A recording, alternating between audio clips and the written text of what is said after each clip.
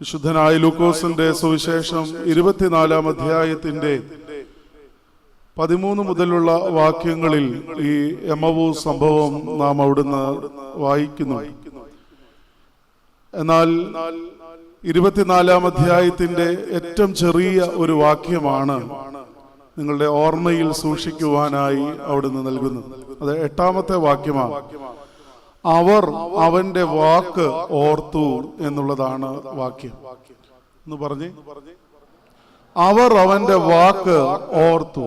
and they remembered his words. ആരുടെ വാക്കുകളാണ് ഓർത്തത്?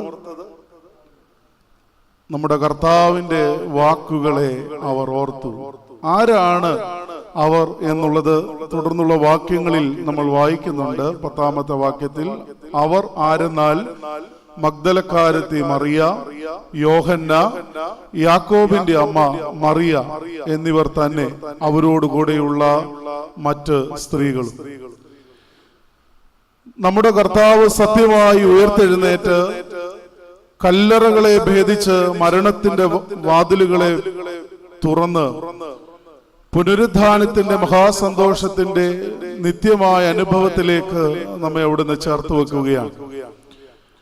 ഇങ്ങനെ ഓർക്കുവാൻ മാത്രമുള്ള ചില വാക്കുകൾ നൽകിയിട്ട് ക്രിസ്തു പുനരുദ്ധാനം ചെയ്തതിന്റെ വലിയ സാക്ഷീകരണവുമായി നാം ഈ അനുഗ്രഹീതമായ പ്രയാണം അവിടുന്ന് പുനരുദ്ധാന പെരുന്നാളിൽ കൊണ്ടുചെന്ന് എത്തി സന്തോഷിക്കുവാൻ മുഖാന്തരമാക്കിയ ദൈവകൃപയെ നമുക്ക് സ്തുതിക്കാം. ഈ പരിശുദ്ധ നോമ്പിന്റെ പ്രയാണം ആരംഭിച്ചപ്പോൾ നമ്മളൊരു കല്യാണ വിരുന്നിൽ സംബന്ധിച്ചിട്ടാണ് യാത്ര ആരംഭിച്ചത്. ഞാൻ ആ ഭാഗം വായിച്ചിട്ട് എൻ്റെ ദൈവാലയത്തിൽ പറഞ്ഞു, ഇന്നൊരു കല്യാണത്തിൽ സംബന്ധിച്ചിട്ട് ഇനിയും ഒരു കല്യാണ വിരുന്നിലേക്കുള്ള ഒരു ക്ഷണക്കത്വം വാങ്ങിച്ചുകൊണ്ടാണ് നമ്മൾ ഈ പ്രയാണം നടത്തുവാൻ പോകുന്നതെന്ന്. ആരുടെ കല്യാണത്തിലേക്കാണ്?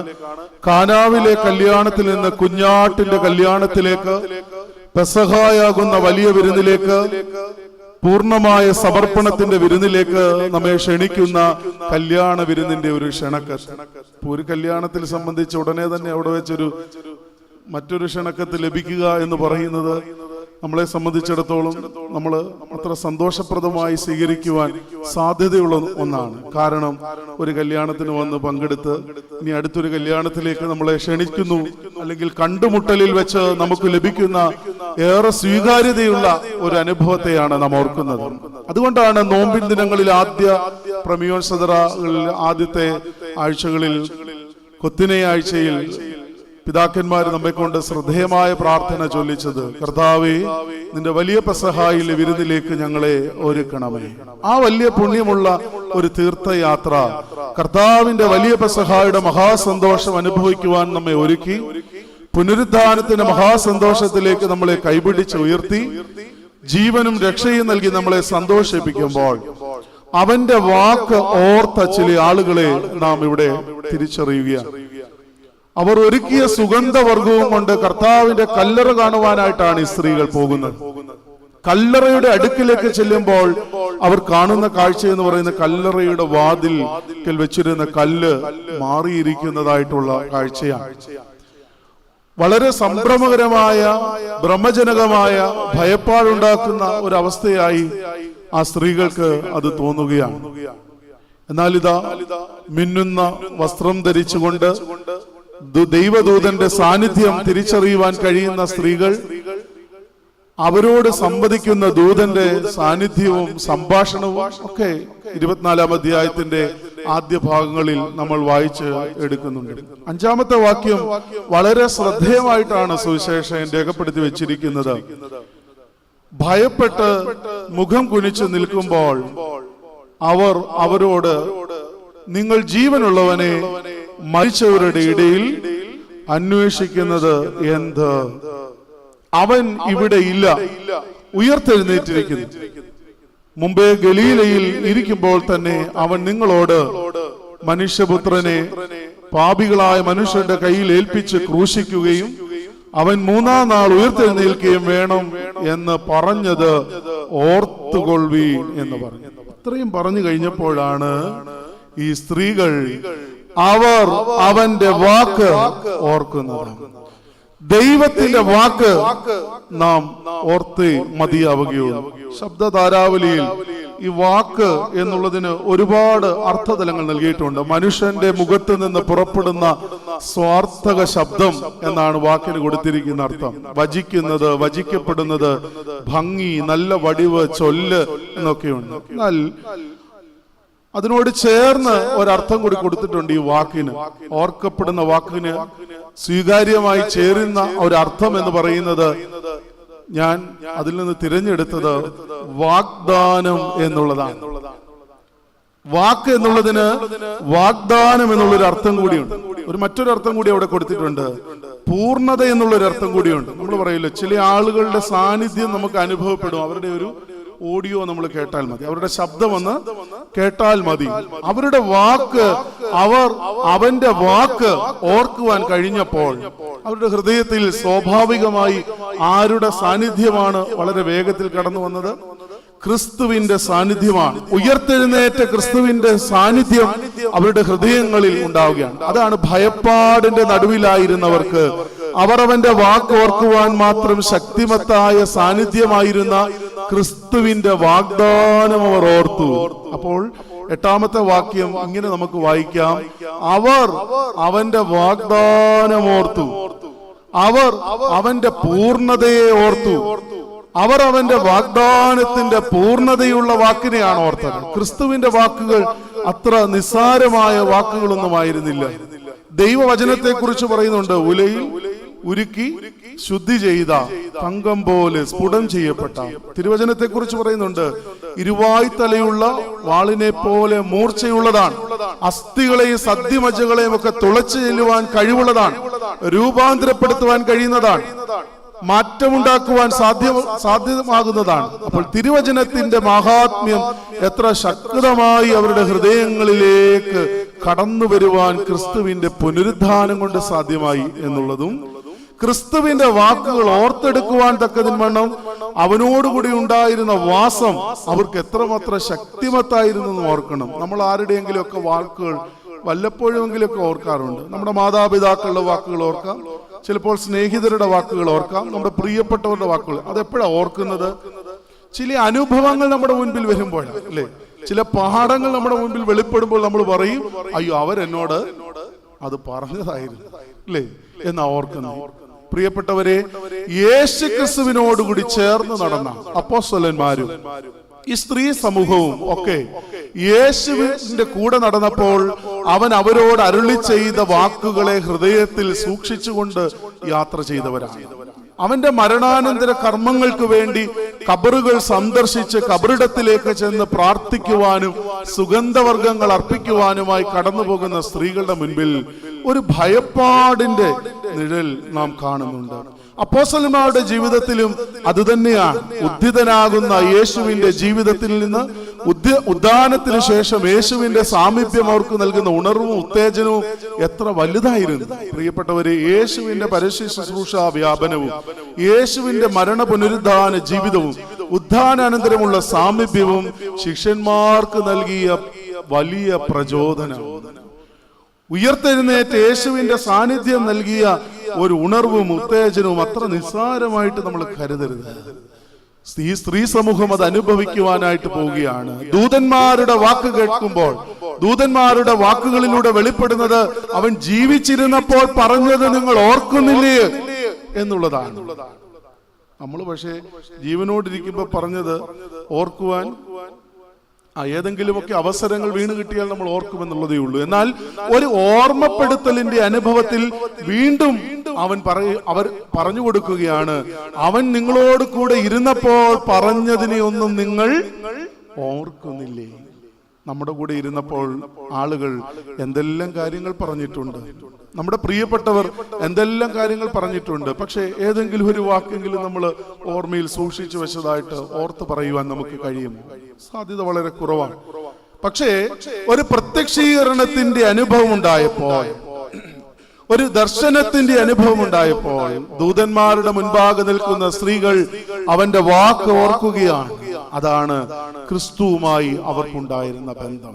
പ്രിയപ്പെട്ട അച്ഛൻ പറഞ്ഞുവല്ലോ, തിരുവചനത്തെ കുറിച്ചുള്ള വ്യാഖ്യാനം യേശു തമ്പുരാൻ നടത്തിയപ്പോൾ ശിഷ്യന്മാരോട് കൂടെ നടക്കുന്ന ക്രിസ്തുവിന്റെ സാന്നിധ്യത്താൽ അവരുടെ ഹൃദയം കത്തി ജ്വലിച്ചുകൊണ്ടിരുന്നു. അപ്പം മുറിച്ച് പങ്കുവെച്ച് നൽകിയപ്പോൾ അവരുടെ കണ്ണ് തുറന്നു. ഇവിടെ ഇതാ ആദ്യ ഭാഗത്ത് നാം അവിടുന്ന് വായിച്ചെടുക്കുന്ന വാക്യത്തിൽ ഇങ്ങനെ പറയുന്നു, യേശുവിന്റെ സാന്നിധ്യം, യേശുവിന്റെ കൂടെ ചേർന്നുള്ള നടത്തം എമ്മവൂസ് യാത്രയിൽ ശിഷ്യന്മാർ അനുഭവിക്കാൻ പോവുകയാണ്. അപ്പോൾ നമ്മൾ ഓർക്കണം, നമ്മളൊരു യാത്രയ്ക്ക് വേണ്ടി ഒരുങ്ങുകയാണ്. ഒരു വലിയ പുണ്യമുള്ള യാത്രയുടെ പരിസമാപ്തിയിൽ എത്തിയിട്ട് അതിന്റെ ഒരു തുടർ യാത്രയായി നമ്മുടെ ജീവിതയാത്രയിൽ നമ്മൾ ആയിരിക്കുകയാണ്. ഈ വെളുത്ത ദിനങ്ങളിൽ, ഹെവോറോ ദിനങ്ങളിൽ നമ്മൾ ഒരുമിച്ച് ഈ യാത്ര നിർവഹിക്കുകയാണ്. നമുക്കറിയാം, ഒരു യാത്രയ്ക്ക് നമ്മൾ ഒരുങ്ങണമെങ്കിൽ അതിന് ചില ഘടകങ്ങളെല്ലാം അന്വേഷണീയമാണ്. ആ ചില ഘടകങ്ങളെല്ലാം യഥാർത്ഥത്തിൽ നമുക്ക് ഒന്ന് ഭംഗിയായി ക്രമീകൃതമായില്ലെങ്കിൽ യാത്ര കൊണ്ട് നമുക്ക് വലിയ നമ്മൾ ഉദ്ദേശിക്കുന്ന പോലെ നമ്മുടെ മനസ്സ് അതിനുവേണ്ടി ഒരുങ്ങണം. നമ്മൾ ചെന്നെത്തുവാൻ ആഗ്രഹിക്കുന്ന സ്ഥലം, നമ്മുടെ ലക്ഷ്യം, നമ്മൾ അതിനുവേണ്ടി നടത്തിയ തയ്യാറെടുപ്പുകൾ, ഇതെല്ലാം കൂടെ ചേർത്ത് വെക്കുമ്പോഴാണ് ഈ യാത്ര പൂർണ്ണമായി തീരുന്നത്. ട്രെയിൻ യാത്രയൊക്കെ ചെയ്യുമ്പോൾ നമ്മൾ വായിക്കാറുണ്ടല്ലോ, ട്രെയിനിൽ ലെസ് ലഗേജ് മോർ കംഫർട്ട്, ഇല്ലേ? വേണ്ടാത്തതെല്ലാം വാരിക്കൂട്ടിക്കൊണ്ട് ഇതേ കയറിയാൽ യാത്ര വളരെ ദുരിതമാകും എന്നുള്ളതാണ്. എന്നാൽ ശിഷ്യന്മാർ യേശു തമ്പുരാന്റെ ഉദ്ധാനത്തിന് ശേഷം എമ്മവൂസിലേക്ക് യാത്ര ചെയ്തു. എമ്മവൂസ് എന്ന് പറയുന്നത് യെരൂശലേമിൽ നിന്ന് 7 നാഴിക ദൂരമുള്ള 11.5 കിലോമീറ്റർ 60 സ്ഥാത്തി എന്നൊക്കെ രേഖപ്പെടുത്തി വെച്ചിരിക്കുകയാണ്. അത് എത്രയും ആയിക്കൊള്ളട്ടെ. പക്ഷെ എമ്മവൂസിലേക്ക് അവർ എന്തിനാണ് പോകുന്നതെന്ന് അവിടെ പറഞ്ഞിട്ടില്ല. പക്ഷെ എമ്മവൂസിലേക്ക് അവർ യാത്ര തിരിച്ചു. യാത്ര തിരിക്കുമ്പോൾ നിരാശയുടെ ഒരു വെള്ളി നിഴൽ അവരുടെ ജീവിതത്തിൽ ഉണ്ട്. എന്താണ്? ഉയർത്തെഴുന്നേറ്റ യേശുവിന്റെ സാന്നിധ്യം തങ്ങളോടുകൂടെ ഉണ്ടാകുമെന്ന് പ്രതീക്ഷയോടുകൂടിയാണ് അവർ ജീവിതത്തിൽ ഇതുവരെയും യേശുവിനോട് ചേർന്ന് നിന്നത്. പക്ഷേ അപ്രതീക്ഷിതമായി അവരുടെ ജീവിതത്തിന്റെ മനസ്സിന്റെ അകത്തളങ്ങളിൽ ഒരു ചെറിയ കരിനിഴൽ എങ്ങനെയോ പകർന്നുപോയി. അങ്ങനെ പടർന്നിരിക്കുന്ന അവസ്ഥയിലാണ് അവർ ഈ എമ്മവൂസ് യാത്രയിൽ യേശു കൂടെ നടക്കുന്ന സന്ദർഭത്തിലേക്ക് കടന്നു വരുന്നത്. വിശുദ്ധ ലൂക്കോസിന്റെ സുവിശേഷം 24:13 മുതൽ നമ്മൾ വായിക്കുന്നു, അന്ന് തന്നെ എന്നാണ് തുടങ്ങുന്നത്. എന്നായിരിക്കാം? ഈസ്റ്ററിന്റെ അന്ന് തന്നെ, അവന്റെ ഉത്ഥാനത്തിന്റെ അന്ന് തന്നെ. അപ്പോൾ ഈസ്റ്ററിന് ശേഷം ഉച്ച കഴിഞ്ഞുള്ള ഒരു യാത്രയാണ് എമ്മവൂസിലേക്ക് നടത്തുന്നത്. അന്ന് തന്നെ അവരിൽ 2 പേർ യെരൂശലേമിൽ നിന്ന് 7 നാഴിക ദൂരമുള്ള എമ്മവൂസ് എന്ന ഗ്രാമത്തിലേക്ക് പോകുകയിൽ ഈ സംഭവിച്ചതിനെ കുറിച്ചൊക്കെ പറഞ്ഞുകൊണ്ടാണ് പോകുന്നത്. യാത്ര പോകുമ്പോൾ മുമ്പ് ഞാൻ ഓർപ്പിച്ചല്ലോ, നമ്മുടെ മാനസിക സ്ഥിതി അതൊരു പ്രത്യേക ഘടനയാണ്. നമ്മുടെ അറേഞ്ച്മെന്റുകൾ, നമ്മുടെ കരുതലുകൾ, ഇതെല്ലാം നമ്മൾ സുരക്ഷിതമാക്കിയിട്ടേ നമ്മൾ ഒരു യാത്ര നിർവഹിക്കും. തണുപ്പുള്ള ദേശത്തേക്ക് യാത്ര ചെയ്യുമ്പോൾ കമ്പിളിപ്പതപ്പ് കൊണ്ടുപോകണമെങ്കിൽ നമ്മൾ അതെല്ലാം ക്രമീകരിക്കും, ഇല്ലേ? നല്ല നാടൻ കുത്തരി കിട്ടാത്ത ഇടമാണെങ്കിൽ നമ്മൾ പോകുമ്പോൾ പറയും 5 കിലോ അരി കൂടെ വേണേ കൂടെ കൊണ്ടുപോകുന്നു. ഇങ്ങനെയുള്ള ക്രമീകരണങ്ങളെല്ലാം നമ്മൾ ക്രമീകൃതമായ യാത്രകൾക്ക് വേണ്ടി നമ്മൾ ഒരുക്കി വെക്കാറുണ്ട്. എന്നാൽ എമ്മവൂസിലേക്ക് പോകുന്ന ഉദ്ധാന പെരുന്നാളിന്റെ ഉച്ച കഴിഞ്ഞുള്ള ഈ യാത്രയിൽ യേശു തമ്പുരാൻ അവരോട് ചേർന്ന് നടക്കുന്ന ഒരു അവസ്ഥ എന്താണ്? 14-ാമത്തെ വാക്യം ഇങ്ങനെ വായിക്കുന്നു, ഈ സംഭവിച്ചതിനെ കുറിച്ചൊക്കെയും തമ്മിൽ സംസാരിച്ചുകൊണ്ടും തർക്കിച്ചും കൊണ്ടിരിക്കുമ്പോൾ യേശുദാനും അവരോട് ചേർന്ന് നടന്നു. യേശു അവരോട് ചേർന്ന് നടന്നു. പ്രിയപ്പെട്ടവരെ, ചിതറിപ്പോയവരെ കൂട്ടിച്ചേർക്കുവാൻ, ആശയിൽ നിന്ന് നിരാശയിൽ നിന്ന് പ്രത്യാശയിലേക്കുള്ളൊരു യാത്രയ്ക്കായി യേശു വിളിക്കുകയാണ്. എന്തായിരുന്നു അവരുടെ ആശ? തുടർന്നുള്ള ഭാഗത്ത് നമ്മൾ വായിക്കുന്നുണ്ട്, ഇവൻ ഇസ്രായേലിന്റെ രക്ഷിതാവായി വരുമെന്നാണ് ഞങ്ങൾ ആശിച്ചിരുന്നത്. പക്ഷേ ഇതാ ചില യഹൂദ പ്രമാണിമാരാൽ ഇവൻ പിടിക്കപ്പെട്ട് ക്രൂശിക്കപ്പെട്ട് ഇവൻ മരിച്ച് സംസ്കരിക്കപ്പെട്ടിരിക്കുകയാണ്. പുനരുദ്ധാനം ചെയ്ത യേശുവിന്റെ സാന്നിധ്യം ശിഷ്യന്മാരുടെ മനസ്സിൽ എങ്ങനെയാണോ വെളിപ്പെടേണ്ടിയിരുന്നത്, അതിനു മുമ്പ് ചില പ്രേരക ശക്തിയായി ചില വാക്കുകൾ അവരുടെ ഉള്ളിൽ ഇങ്ങനെ സ്പന്ദിച്ചു കൊണ്ടിരിക്കുകയാണ്. തങ്ങളോടുകൂടി ആയിരുന്നപ്പോൾ യേശു എന്താണ് പറഞ്ഞു വെച്ചത് എന്ന് പൂർണ്ണമായ അർത്ഥത്തിൽ ഉൾക്കൊള്ളുവാൻ കഴിയാതെ പോയതുകൊണ്ടാണ് സ്ത്രീകൾ കണ്ട സന്ദർഭം അല്ലെങ്കിൽ കാഴ്ച വന്ന് അപ്പോസ്തലന്മാരോട് അറിയിക്കുമ്പോൾ തിരുവചനത്തിൽ ഇതിനു മുമ്പുള്ള സന്ദർഭത്തിൽ നമ്മൾ വായിക്കുന്നു 11-ാമത്തെ വാക്യം, ഈ വാക്ക് അവർക്ക് വെറും കഥ പോലെ തോന്നി. ഏത് വാക്കാണ്?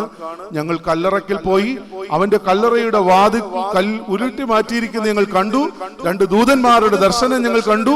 അവർ ഞങ്ങളോട് പറഞ്ഞു, നിങ്ങളൊന്നും അറിയുന്നില്ലേ? യഹൂദ പ്രമാണികൾ അവനെ പിടിച്ചുകൊണ്ടുപോയി. മനുഷ്യപുത്രൻ ജീവനോടിരുന്നപ്പോൾ പറഞ്ഞിരുന്ന കാര്യങ്ങളൊന്നും നിങ്ങൾ ഓർക്കുന്നില്ലേ? അവൻ പറഞ്ഞതുപോലെ തന്നെ എന്ത് ചെയ്തു? അവൻ ഇവിടെ നിന്ന് ഉയർത്തിരിക്കുന്നു. അവർ അവന്റെ വാക്ക് ഓർത്തുകൊണ്ട് പോകുമ്പോൾ, പ്രിയപ്പെട്ടവരെ, 11-ാമത്തെ വാക്യം, ഈ വാർത്ത ചെന്ന് സ്ത്രീകൾ അപ്പോസ്തലന്മാരോട് അറിയിക്കുമ്പോൾ അവർക്ക് ഇതെന്തായിട്ടാ തോന്നിയെന്നാ പറഞ്ഞേ? ഒരു വെറും വാക്കായി തോന്നി, വെറും കഥ പോലെ മാത്രം തോന്നി എന്നാണ് പറയുന്നത്. എന്താണ്? അവിശ്വാസം മുഖാന്തരം, വിശ്വാസത്തിന്റെ തീഷ്ണതക്കുറവ് മുഖാന്തരം ദർശനം നഷ്ടപ്പെട്ടു പോയൊരു സന്ദർഭമായി അത് മാറ്റപ്പെടുകയാണ്. കൃത്യമായി ഉയർത്തെഴുന്നേറ്റ ക്രിസ്തുവിന്റെ സാന്നിധ്യം ആദ്യമേ അനുഭവിച്ചറിയേണ്ടുന്നവരായിരുന്നു ആര്? അപ്പോസ്തലന്മാർ. പക്ഷേ അവർക്കത് സാധിക്കാതെ പോവുകയാണ്. സ്ത്രീകൾ അനുഭവിച്ച ഈ ദൈവീക ദർശനത്തിന്റെ അനുഭവത്തെ ചെന്ന് പറഞ്ഞു കൊടുക്കുമ്പോൾ പോലും അവർ ഒരു വെറും കഥ പോലെ മാത്രം ഇതിനെ ഓർത്തു വെക്കുകയാണ്. പ്രിയപ്പെട്ടവരെ, ഒരു വെറും കഥ പോലെ മാത്രം ശിഷ്യന്മാരുടെ മുൻപിൽ യേശുവിന്റെ പുനരുദ്ധാനത്തിന്റെ സംഭവം നിൽക്കുമ്പോൾ, എമ്മൗസ് യാത്രയിൽ യേശു ശിഷ്യന്മാരോട് ചേർന്ന് നടന്നു. വിശുദ്ധ യോഹന്നാന്റെ സുവിശേഷം 20-ാം അധ്യായത്തിൽ സംശയാലുവായ തോമായെ തന്റെ വിശ്വാസത്തിന്റെ ദൃഢമായ അനുഭവത്തിലേക്ക് കൂട്ടിക്കൊണ്ടുവരുവാൻ അവനോട് ചേർന്നിരിക്കുന്ന ക്രിസ്തുവിനെ നാം കാണുന്നുണ്ട്. 21-ാം അധ്യായത്തിൽ തിബരിയോസിന്റെ കടൽ തീരത്ത് തടാകരയിൽ ഇരുന്നു കൊണ്ട് മത്സ്യബന്ധനത്തിനായി വീണ്ടും പുറപ്പെടുവാൻ തുടങ്ങുന്ന ശീമോനെയും കൂട്ടുകാരെയും കാണുന്നുണ്ട്. അവരും പ്രതീക്ഷിച്ചതുപോലെ ഒന്നും സംഭവിക്കുന്നില്ലല്ലോ. ഉദ്ധാനത്തിന് ശേഷം തങ്ങളോടുകൂടെ ആയിരിക്കുമെന്ന് അരുളി ചെയ്ത് യേശുവിന്റെ സാന്നിധ്യം നഷ്ടപ്പെട്ടു പോയോ എന്ന് നിരാശപ്പെട്ട് കഴിയുമ്പോഴാണ് അവർ പറയുന്നത്, ഞങ്ങൾ മീൻ പിടിക്കാൻ പോവുകയാണ് എന്ന് പറയുന്നത്. കൂടെ ഉണ്ടായിരുന്നവരും അവനോടൊപ്പം പോവുകയാണ്, ഞങ്ങളും കൂടെ ചേരുകയാണ് എന്ന് പറഞ്ഞ് കടന്നു പോവുകയാണ്. എന്നാൽ 21-ാം അധ്യായത്തിന്റെ അവസാന ഭാഗത്തേക്ക് വരുമ്പോൾ ഇതാ രാത്രി മുഴുവൻ അധ്വാനിച്ചിട്ടും ഒന്നും ലഭിക്കാതെ ഇരിക്കുമ്പോൾ കർത്താവിന്റെ വാക്ക് കേട്ട് വലയിറക്കിയ ശിഷ്യന്മാർ പെരുത്ത മത്സ്യസമ്പത്തുമായി തടാകത്തിന്റെ കരയിലേക്ക് വരുമ്പോൾ യേശു തമ്പുരാൻ പ്രാതലൊരുക്കി കാത്തിരിക്കുന്നുണ്ട്. കനലിന്മേൽ ചുട്ട അപ്പവും ഒക്കെയായി യേശു ഇതാ കാത്തിരിക്കുകയാണ്. പ്രിയപ്പെട്ടവരെ, ഈ കാത്തിരിപ്പാണ് യേശുവിന്റെ സാന്നിധ്യമായി അവർ തിരിച്ചറിയുന്നത്. അതുകൊണ്ടാണ് ശീമോൻ പത്രോസ് ദുഃഖിച്ച് കരഞ്ഞിട്ട് ചോദിക്കുന്നു, കർത്താവേ, നീ സകലവും അറിയുന്നു, എനിക്ക് നിന്നോട് പ്രിയമുണ്ട് എന്നും അറിയുന്നു. നീ അറിയാതെ എന്റെ ജീവിതത്തിൽ ഒന്നുമില്ല. പക്ഷേ എമ്മൗസ് യാത്രയിൽ യേശു തമ്പുരാൻ ശിഷ്യന്മാരോട് ചേർന്ന് നടക്കുമ്പോൾ ഒന്നാമതായി നമ്മളോട് ആവശ്യപ്പെടുന്നു, ചിതറിപ്പോയവരെ കൂട്ടിച്ചേർക്കണമെങ്കിൽ ഒപ്പം ചേർന്ന് നടന്നെങ്കിലേ മതിയാവുകയുള്ളൂ. വീട്ടിൽ മാതാപിതാക്കൾ മക്കളോട് ചേർന്ന് നടന്നെങ്കിൽ മതിയാവുകയുള്ളൂ. ഇടവക വിശ്വാസ സമൂഹത്തോട് ചേർന്ന് വികാരി അച്ഛന്മാരും എല്ലാവരും ചേർന്ന് നടന്നെങ്കിലേ അത് ഏറെ അനുഗ്രഹകരമായി ഇടവക ശുശ്രൂഷകൾ അവിടുന്ന് പൂർത്തീകരിക്കപ്പെടുവാൻ സാധിക്കുകയുള്ളൂ. പ്രിയപ്പെട്ടവരെ, ദൈവം ചേർന്ന് നടക്കുന്നതിനെ കാണാതെ പോയൊരു കണ്ണുണ്ട്. പ്രിയപ്പെട്ട അച്ഛനോട് ഓർമ്മിപ്പിച്ചല്ലോ, അവരുടെ കണ്ണ് തുറന്നു എന്ന്. എന്നാൽ എമ്മൗസ് യാത്രയിൽ അവനെ അറിയാതെ വണ്ണം അവരുടെ കണ്ണ് നിരോധിച്ചിരുന്നു എന്ന് 16-ാമത്തെ വാക്യം വിശുദ്ധ ലൂക്കോസിന്റെ സുവിശേഷം 24-ാം അധ്യായത്തിന്റെ 16-ാമത്തെ വാക്യം, അവരുടെ കണ്ണ് നിരോധിച്ചിരുന്നു. എന്തിനാണ് ഈ കണ്ണ് നിരോധിച്ചത്? പ്രിയപ്പെട്ടവരെ, വിശ്വാസ ജീവിതത്തിന്റെ വേലിയേറ്റവും വേലിയിറക്കവും ഇങ്ങനെ സംഭവിച്ചുകൊണ്ടിരിക്കുകയാണ്. യേശുനാഥൻ കൂടെ ഇരുന്നപ്പോൾ അവരോട് അരുളി ചെയ്തതിന് പ്രകാരമൊക്കെ യേശുവിന്റെ സാന്നിധ്യം അവർക്ക് എത്രയോ ഹൃദയകാരിയായി തീരേണ്ടുന്നതായിരുന്നു. യേശുവിന്റെ ഉദ്ധാനം ആദ്യമേ അറിഞ്ഞ് സാക്ഷീകരിക്കുവാനുള്ള മഹാഭാഗ്യത്തിലേക്ക് അവർ എത്രയോ മുൻപേ കടന്നു വരേണ്ടതായിരുന്നു. എന്നാൽ കല്ലറയുടെ വാതിൽക്കൽ ചെന്നപ്പോൾ കല്ലുരുട്ടി മാറ്റിയിരിക്കുന്നതും ഭയപ്പാടോടുകൂടി ആയിരിക്കുന്ന സ്ത്രീകളുടെ മുൻപിൽ ദൂതന്മാർ പ്രത്യക്ഷപ്പെടുന്നതും, അവൻ ഇവിടെയില്ല, നിങ്ങൾ മരിച്ചവരുടെ ഇടയിൽ കല്ലറയിൽ എന്തിനാണ് അവനെ അന്വേഷിക്കുന്നത്, അവൻ ഉയർത്തെഴുന്നേറ്റിരിക്കുന്നതെന്ന് പറഞ്ഞ് ദൂതന്മാരുടെ വാക്കുകളെ കേട്ട് ക്രിസ്തുവിന്റെ വാക്കുകളെ ഓർത്തുകൊണ്ട് ഹൃദയത്തിൽ സന്തോഷത്തോടുകൂടിയാണ് ഈ സ്ത്രീകൾ ആരുടെ അടുക്കൽ ചെന്നത്? അപ്പോസ്തലന്മാരുടെ അടുക്കൽ. എന്നാൽ പ്രിയപ്പെട്ടവരെ, അവിശ്വാസത്തിന്റെ നിഴൽപ്പാടുകൾ കൊണ്ട് അവരുടെ ജീവിതത്തിൽ ദൈവദർശനം അവർക്ക് അല്പദൂരത്തായി പോവുകയാണ്. അവരെ തിരിച്ചു പിടിക്കുവാൻ വേണ്ടിയുള്ള യേശുവിന്റെ പരിശ്രമത്തിലാണ് ഇങ്ങനെ ഒരു വാക്യം സുവിശേഷകൻ രേഖപ്പെടുത്തിയിരിക്കുന്നത്. അവൻ അവരുടെ കണ്ണ് നിരോധിച്ചു. ഇനിയും വിശ്വാസ ജീവിതത്തിലേക്കുള്ള ശിഷ്യന്മാരുടെ കടന്നുവരവ്, കടന്നുകയറ്റം, ആത്മനിറവുള്ള ബലപ്പെട്ട ജീവിതാനുഭവം എങ്ങനെ സാധ്യമാകും എന്നുള്ളതാണ് എമ്മൗസ് യാത്രയിൽ യേശു തമ്പുരാൻ ശിഷ്യന്മാരോട് ചേർന്ന് നടക്കുമ്പോൾ പറഞ്ഞു കൊടുക്കുന്നത്. പ്രിയപ്പെട്ടവരെ, ഓർത്തുകൊള്ളണം, ഭയപ്പെടുന്ന, നിരാശപ്പെടുത്തുന്ന, ആശ നഷ്ടപ്പെട്ടു പോയിടത്ത് പ്രത്യാശയായി ക്രിസ്തു കൂടെയിരിക്കുന്ന അനുഭവങ്ങളിലേക്ക് നമ്മളെ കൂട്ടിക്കൊണ്ടുവരികയാണ്. ഒരു ചിന്തകൻ ഇപ്രകാരം എഴുതി വെച്ചു: നിരാശയുടെ ആഴം കുറയ്ക്കുവാൻ ഏറ്റവും നല്ല മാർഗം പ്രതീക്ഷയുടെ ഉയരം കുറയ്ക്കണം എന്നതാണ്. അമിത പ്രതീക്ഷ എപ്പോഴും ആപത്താണ്. എന്നാൽ ശുഭപ്രതീക്ഷ നമുക്ക് പ്രചോദനം നൽകും. ക്രിസ്തു ഉയർത്തെഴുന്നേറ്റിരിക്കുന്ന ശുഭപ്രതീക്ഷയുടെ സദ്വർത്തമാനത്തിന്റെ അനുഭവം നമുക്ക് എന്ത് നൽകണം? ക്രിസ്തുവിലേക്ക് വളരുവാനുള്ള പ്രേരണ നൽകണം, പ്രചോദനമാകണം. അതാണ് അവിശ്വാസത്താൽ ദർശനം നഷ്ടപ്പെട്ടു പോകുന്നു എന്നുള്ള ബോധ്യപ്പെടുത്തലിലൂടെ ഒരു വെറും കഥ പോലെ മാത്രം തോന്നുന്ന ക്രിസ്തുവിന്റെ ഉദ്ധാനത്തെ കുറിച്ചുള്ള സാക്ഷീകരണം ശിഷ്യന്മാരുടെ ജീവിതത്തിൽ ചേർന്ന് നടക്കുന്ന ക്രിസ്തുവിന്റെ സാന്നിധ്യം അറിയാതെ പോകുന്നതായി രേഖപ്പെടുത്തി വെച്ചിരിക്കുന്നു. അവർ കണ്ണ് നിരോധിച്ചിരിക്കുന്നതായി നാം കാണുന്നു. അടുത്തിരിക്കുന്നവനെ പോലും കാണുവാൻ കഴിയാത്തതിന് വണ്ണം കണ്ണ് കാണാതെ പോയെങ്കിൽ അതെന്തൊരു ദുർവിധിയാണ് അല്ലേ? നമ്മുടെ ചുറ്റുപാടുകളെ കാണുവാൻ നമുക്ക് കഴിയാതെ പോയെങ്കിൽ, നമ്മളോട് കൂടെ നടക്കുന്നവരെ നമുക്ക് അറിയാതെ പോയെങ്കിൽ, അവരുടെ വേദനകളെ നമുക്ക് അറിയാതെ പോയെങ്കിൽ അതിൽ പരം വലിയ ദുർവിധി വല്ലതും ഉണ്ട് അല്ലേ? ചില ആളുകൾ പറയത്തില്ല, അയ്യോ ഞങ്ങൾ അത്രയും നാൾ അവരുടെ കൂടെ ഇരുന്നിട്ടും ഇതൊന്നും ഞങ്ങൾ ആരും അല്ലേ? ചില ദുരന്തങ്ങളൊക്കെ ഉണ്ടായി കഴിയുമ്പോൾ നമ്മൾ പറയത്തില്ലേ, ഞങ്ങളെല്ലാവരും ഇവിടെ ഉണ്ടായിരുന്നു, പക്ഷെ ഞങ്ങൾ ആരും ഇതൊന്നും ഒരു വാക്കിൽ പോലും ഞങ്ങളോട് ആരോട് ഇത് പറഞ്ഞു അറിഞ്ഞിരുന്നെങ്കിൽ നമ്മൾ ഏതാണ്ട് ചെയ്യുമെന്നുള്ളത് വെച്ചാണ് പറയുന്നത് അല്ലേ? എന്നാൽ ക്രിസ്തുവിന്റെ കൂടെ നടപ്പ് പ്രിയപ്പെട്ടവരെ അവർക്ക് നൽകിയ എത്ര സന്തോഷപ്രദമായ അനുഭവമാണ് എന്നുള്ളത് വിശ്വാസത്തിന്റെ വളർച്ചയുള്ള അനുഭവങ്ങളിലേക്ക്, ബലപ്പെട്ട അനുഭവത്തിലേക്ക്, ക്രിസ്തു സാന്നിധ്യമാകുന്ന ഇടത്തേക്ക്, അത് താൻ തന്നെയാകുന്ന അനുഭവത്തിലേക്ക് അവരെ കൂട്ടിക്കൊണ്ടുവരികയാണ്. അതാണ് എമ്മൗസ് യാത്രയുടെ അടുത്ത ഭാഗം. അപ്പം ചിതറിപ്പോയവരെ കൂടെ ചേർക്കുവാൻ, കൂട്ടിച്ചേർക്കുവാൻ യേശു നടത്തിയ യാത്ര എന്ന് പറയുന്നത് ഒരുമിച്ച് ചേരലാണ്. അതുകൊണ്ട് നമ്മുടെ ജീവിതത്തിലും നമ്മിൽ നിന്ന് അകന്നു പോയവരെയൊക്കെ ചേർത്ത് വെക്കണമെങ്കിൽ നമുക്ക് എന്ത് ചെയ്യാൻ കഴിയണം?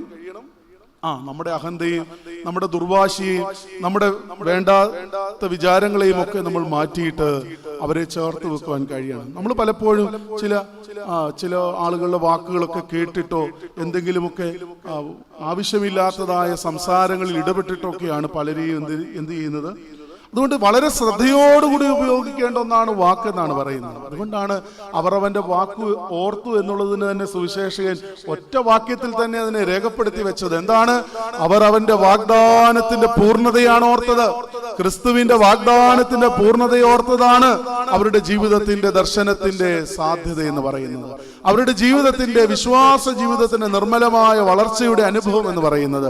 അപ്പോൾ നമ്മൾ ഓർക്കേണ്ടുന്നത് ക്രിസ്തുവിന്റെ വാക്കുകളെ ഓർക്കുവാനുള്ള അനുഭവം നമുക്ക് ധാരാളമായി ലഭിക്കുന്നുണ്ട്. ലഭിക്കുന്ന ഈ അവസരങ്ങളിലൂടെ ക്രിസ്തുവിന്റെ വാക്കുകളിലൂടെ ഉള്ള വളർച്ചയാണ് നമുക്ക് ആവശ്യമായിരിക്കും. എമ്മൗസ് യാത്രയിലും ഇതാണ് സംഭവിക്കുന്നത്. ഭയപ്പാടോടുകൂടി കല്ലറയുടെ അടുക്കൽ ചെന്ന് കല്ലറയ്ക്കുള്ളിലേക്ക് നോക്കിക്കൊണ്ട് ഭയചകിതരായി നിൽക്കുന്ന ശിഷ്യ സമൂഹത്തിൽ ഉൾപ്പെട്ട സ്ത്രീകൾ അപ്പോസ്തലന്മാരോട് വന്നറിയിക്കുന്ന വാക്കുകളെ ഹൃദയപൂർവ്വം സ്വീകരിക്കുവാൻ കഴിയാതെ അവരൊരു വെറും കഥ പോലെ ഇതിനെ ഇങ്ങനെ ഹൃദയത്തിൽ അവിടുന്ന് ഓർത്തുകൊണ്ട് പോകുമ്പോൾ ശീമോൻ പത്രോസ് ഓടി കല്ലറയുടെ അടുക്കൽ ചെന്നിട്ട് കുനിഞ്ഞൊന്ന് നോക്കി. തുണി മാത്രം കണ്ടു, വേറെ ഒന്നും കണ്ടില്ല. അപ്പോഴാണ് എമ്മൗസ് എന്ന യാത്രയുടെ തുടർക്കഥ രേഖപ്പെടുത്തി വെച്ചിരിക്കുന്നത്. പ്രിയപ്പെട്ടവരെ, ഭയപ്പാടിന്റെ നടുവിൽ നിന്ന് അവിശ്വാസ മുഖാന്തരം ദർശനം നഷ്ടപ്പെട്ടു പോയ ഇടത്തു നിന്ന് കൂടെ നടക്കുന്ന യേശുവിന്റെ സാന്നിധ്യം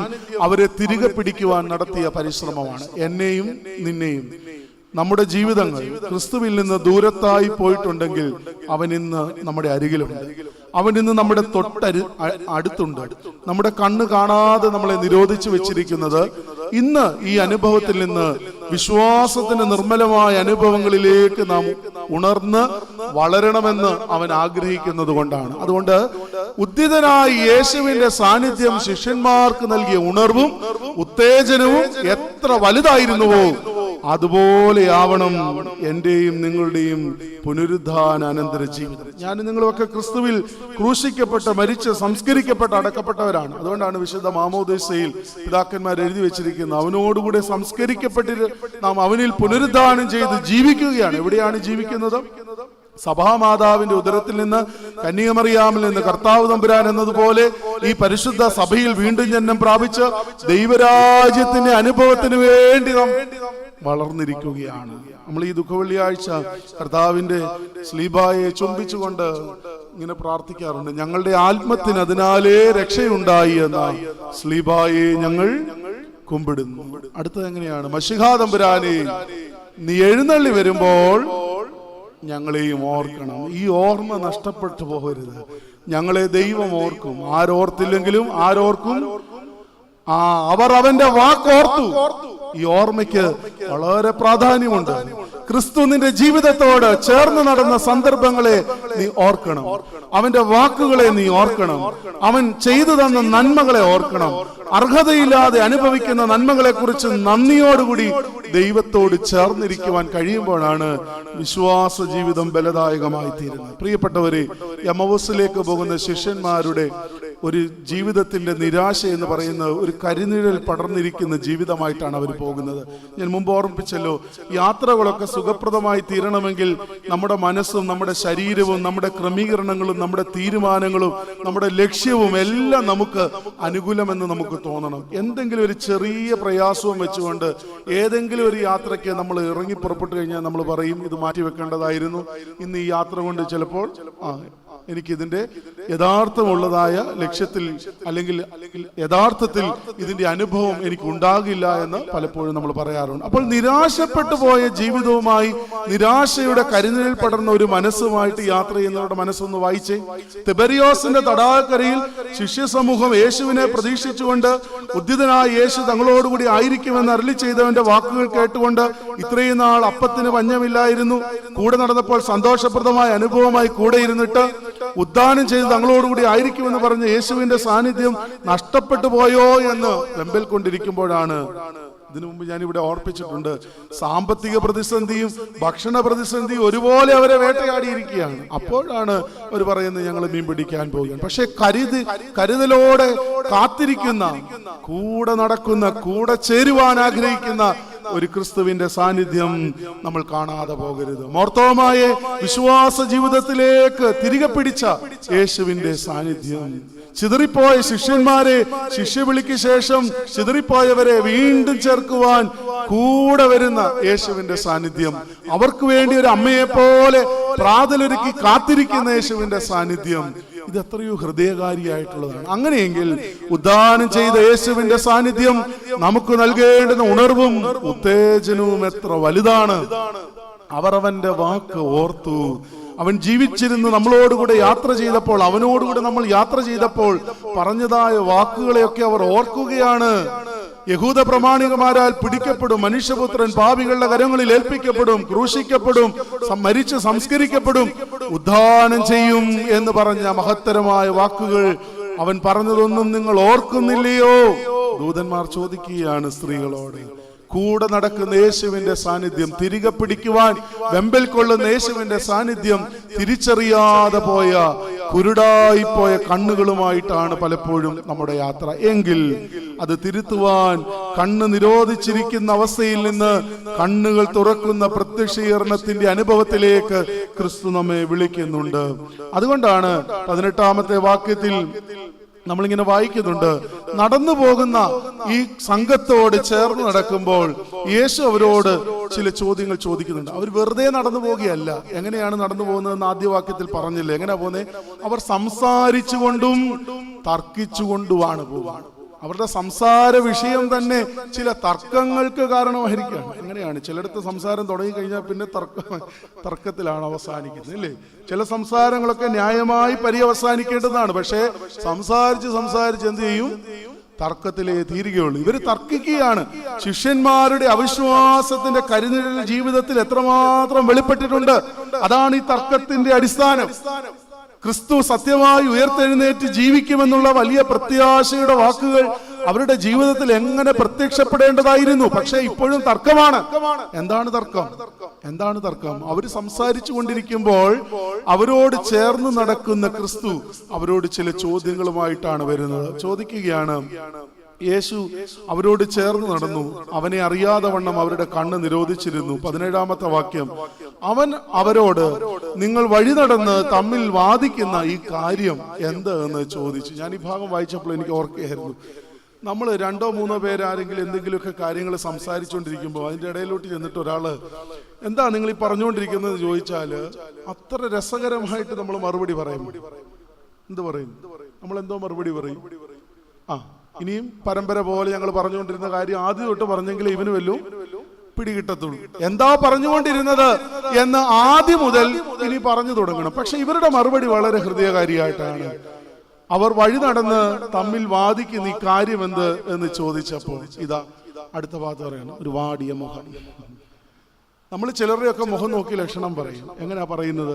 ഇന്നലെ വരെ നമ്മളോട് ഇടപെട്ടുകൊണ്ടിരുന്ന ആളുകളെ അടുത്ത ദിവസം കാണുമ്പോൾ ഏതെങ്കിലും ഒരു വാക്ക് കേട്ട് ആരുടെയെങ്കിലും ഒരു ചൊൽപ്പടിയിലായി പോയെങ്കിൽ, നമ്മളെക്കുറിച്ച് വേണ്ടാതിനോ എന്തെങ്കിലും കേട്ടുപോയെങ്കിൽ, നമുക്ക് അവർക്കിഷ്ടമല്ലാത്ത എന്തെങ്കിലും നമ്മളിൽ നിന്ന് ഉണ്ടായി പോയിട്ടുണ്ടെങ്കിൽ പിന്നെ നമ്മളെ കാണുമ്പോൾ എങ്ങനെ ഇരിക്കും? കടപ്പുറത്ത് വെച്ച് പോലും കണ്ടിട്ടില്ലാത്ത പോലെ, അല്ലേ?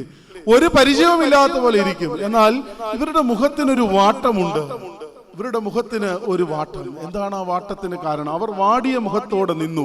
അപ്പോഴാണ് ക്ലെയോപ്പാവ് എന്ന പേരുള്ളവൻ, അവിടെ രേഖപ്പെടുത്തിയിരിക്കുന്നതാണ് ക്ലിയോപാട്രോസ് എന്ന് പറയുന്നത്. ആ പേരിൽ അറിയപ്പെടുന്ന ക്ലിയോപാട്രോസിനെ കുറിച്ച് പറയുന്നുണ്ട്. പുകൾപെറ്റ പിതാവ് എന്നാണ് അതിന് അർത്ഥം കൊടുത്തിരിക്കുന്നത്. ക്ലോപ്പസ് എന്നൊക്കെ വിളിക്കുന്നു. അത് വിശുദ്ധ സുവിശേഷങ്ങളിൽ മറിയയുടെ ഭർത്താവ് എന്ന് പറയുന്ന ആളെന്ന് ലൂക്കോസിന്റെ സുവിശേഷത്തിൽ രേഖപ്പെടുത്തിയിട്ടുണ്ടെന്നാണ് പറയുന്നത്. മറിയയുടെ ഭർത്താവായ ക്ലിയോപാട്രോസ്, അതായത് പുകൾപെറ്റ പിതാവ് എന്നറിയപ്പെടുന്ന ഒരുവൻ ഇതിന് ഉത്തരം കൊടുക്കുവാൻ പോവുകയാണ്. യേശുവിനെ കുറിച്ചുള്ള ഒരു സാക്ഷ്യമായിട്ടാണ് അത് രേഖപ്പെടുത്തി വെച്ചിരിക്കുന്നത്. 18-ാമത്തെ വാക്യം മുതൽ നമ്മളിങ്ങനെ വായിക്കുന്നു, യെരൂശലേമിലെ പരദേശികളിൽ നീ മാത്രം ഈ നാളുകളിൽ ഇവിടെ സംഭവിച്ച കാര്യം അറിയാതിരിക്കുന്നുവോ എന്ന് അത്ര ഉത്തരം പറഞ്ഞു. കൂടുതലൊന്നും അവരോട് വിശദീകരിക്കാൻ പോയില്ല. യേശു വന്ന് ചോദിച്ചു, നിങ്ങൾ എന്തായി പറഞ്ഞുകൊണ്ട് നടക്കുന്നത്?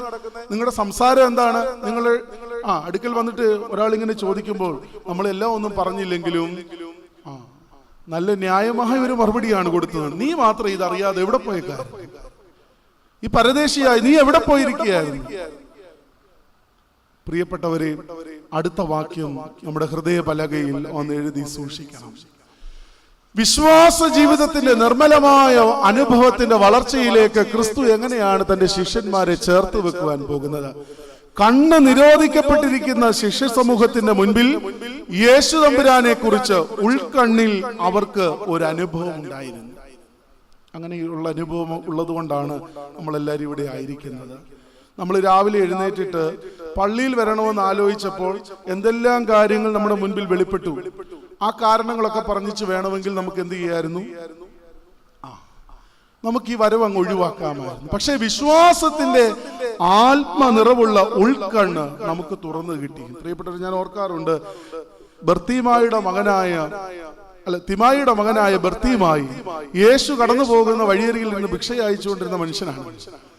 ഒരു ശബ്ദം മാത്രമാണ് അവന് കേൾക്കുന്നത്. യേശുവിനെ കുറിച്ചുള്ള വലിയ ആരോപണങ്ങളൊക്കെ കേട്ടുകൊണ്ടാണ് അവൻ അവിടെ ഇരിക്കുന്നത്. അവൻ മനസ്സിലാക്കുന്നു യേശുവാണ് കടന്നു പോകുന്നത്. ആളുകളൊക്കെ പറയുന്നു അവൻ ആവശ്യം കണ്ണിന് കാഴ്ച കിട്ടണം, എനിക്ക് ഈ കണ്ണിന് കാഴ്ച പ്രാപിച്ചേൽക്കൊള്ളാം. പക്ഷെ ഈ ആരോപണങ്ങളുടെ നടുവിൽ യേശു കടന്നു പോകുന്നതിന്റെ അറിഞ്ഞ ഈ മനുഷ്യന് യാതൊരു സാധ്യതയില്ലാതാണ് പോകുന്നത്. പക്ഷേ യേശു കടന്നു പോകുന്ന വഴിയരികിൽ ഇരുന്നു കൊണ്ട് ഈ മനുഷ്യൻ ഒന്നേ പ്രാർത്ഥിച്ചുള്ളൂ. പൗരസ്ത്യ ആരാധനയുടെ ഏറ്റവും വലിയ പ്രാർത്ഥന, ഓർത്തഡോക്സുകാരുടെ ഏറ്റവും വലിയ പ്രാർത്ഥന എന്താ പ്രാർത്ഥിച്ചത്? കുറിയേലായിസോ, യേശുവേ ദാവീദ് പുത്ര എന്നോട് കരുണ തോന്നണമേ. Lord have mercy upon us. എന്നോട് കരുണ തോന്നണമേ. പ്രിയപ്പെട്ടവരെ, നമുക്കിവിടെ ആയിരിക്കുമ്പോൾ പ്രാർത്ഥിക്കുവാൻ കഴിയുന്ന നമ്മുടെ ജീവിതത്തിന്റെ യാത്രകളിൽ ക്രിസ്തുവിനോട് ചേർന്ന് നടക്കുമ്പോൾ നമുക്ക് പ്രാർത്ഥിക്കാൻ കഴിയുന്നത്, അത് കറിക്കരിയുമ്പോഴായിക്കോട്ടെ, പാത്രം കഴിയുമ്പോഴായിക്കോട്ടെ, പത്രം വായിക്കുമ്പോഴായിക്കോട്ടെ.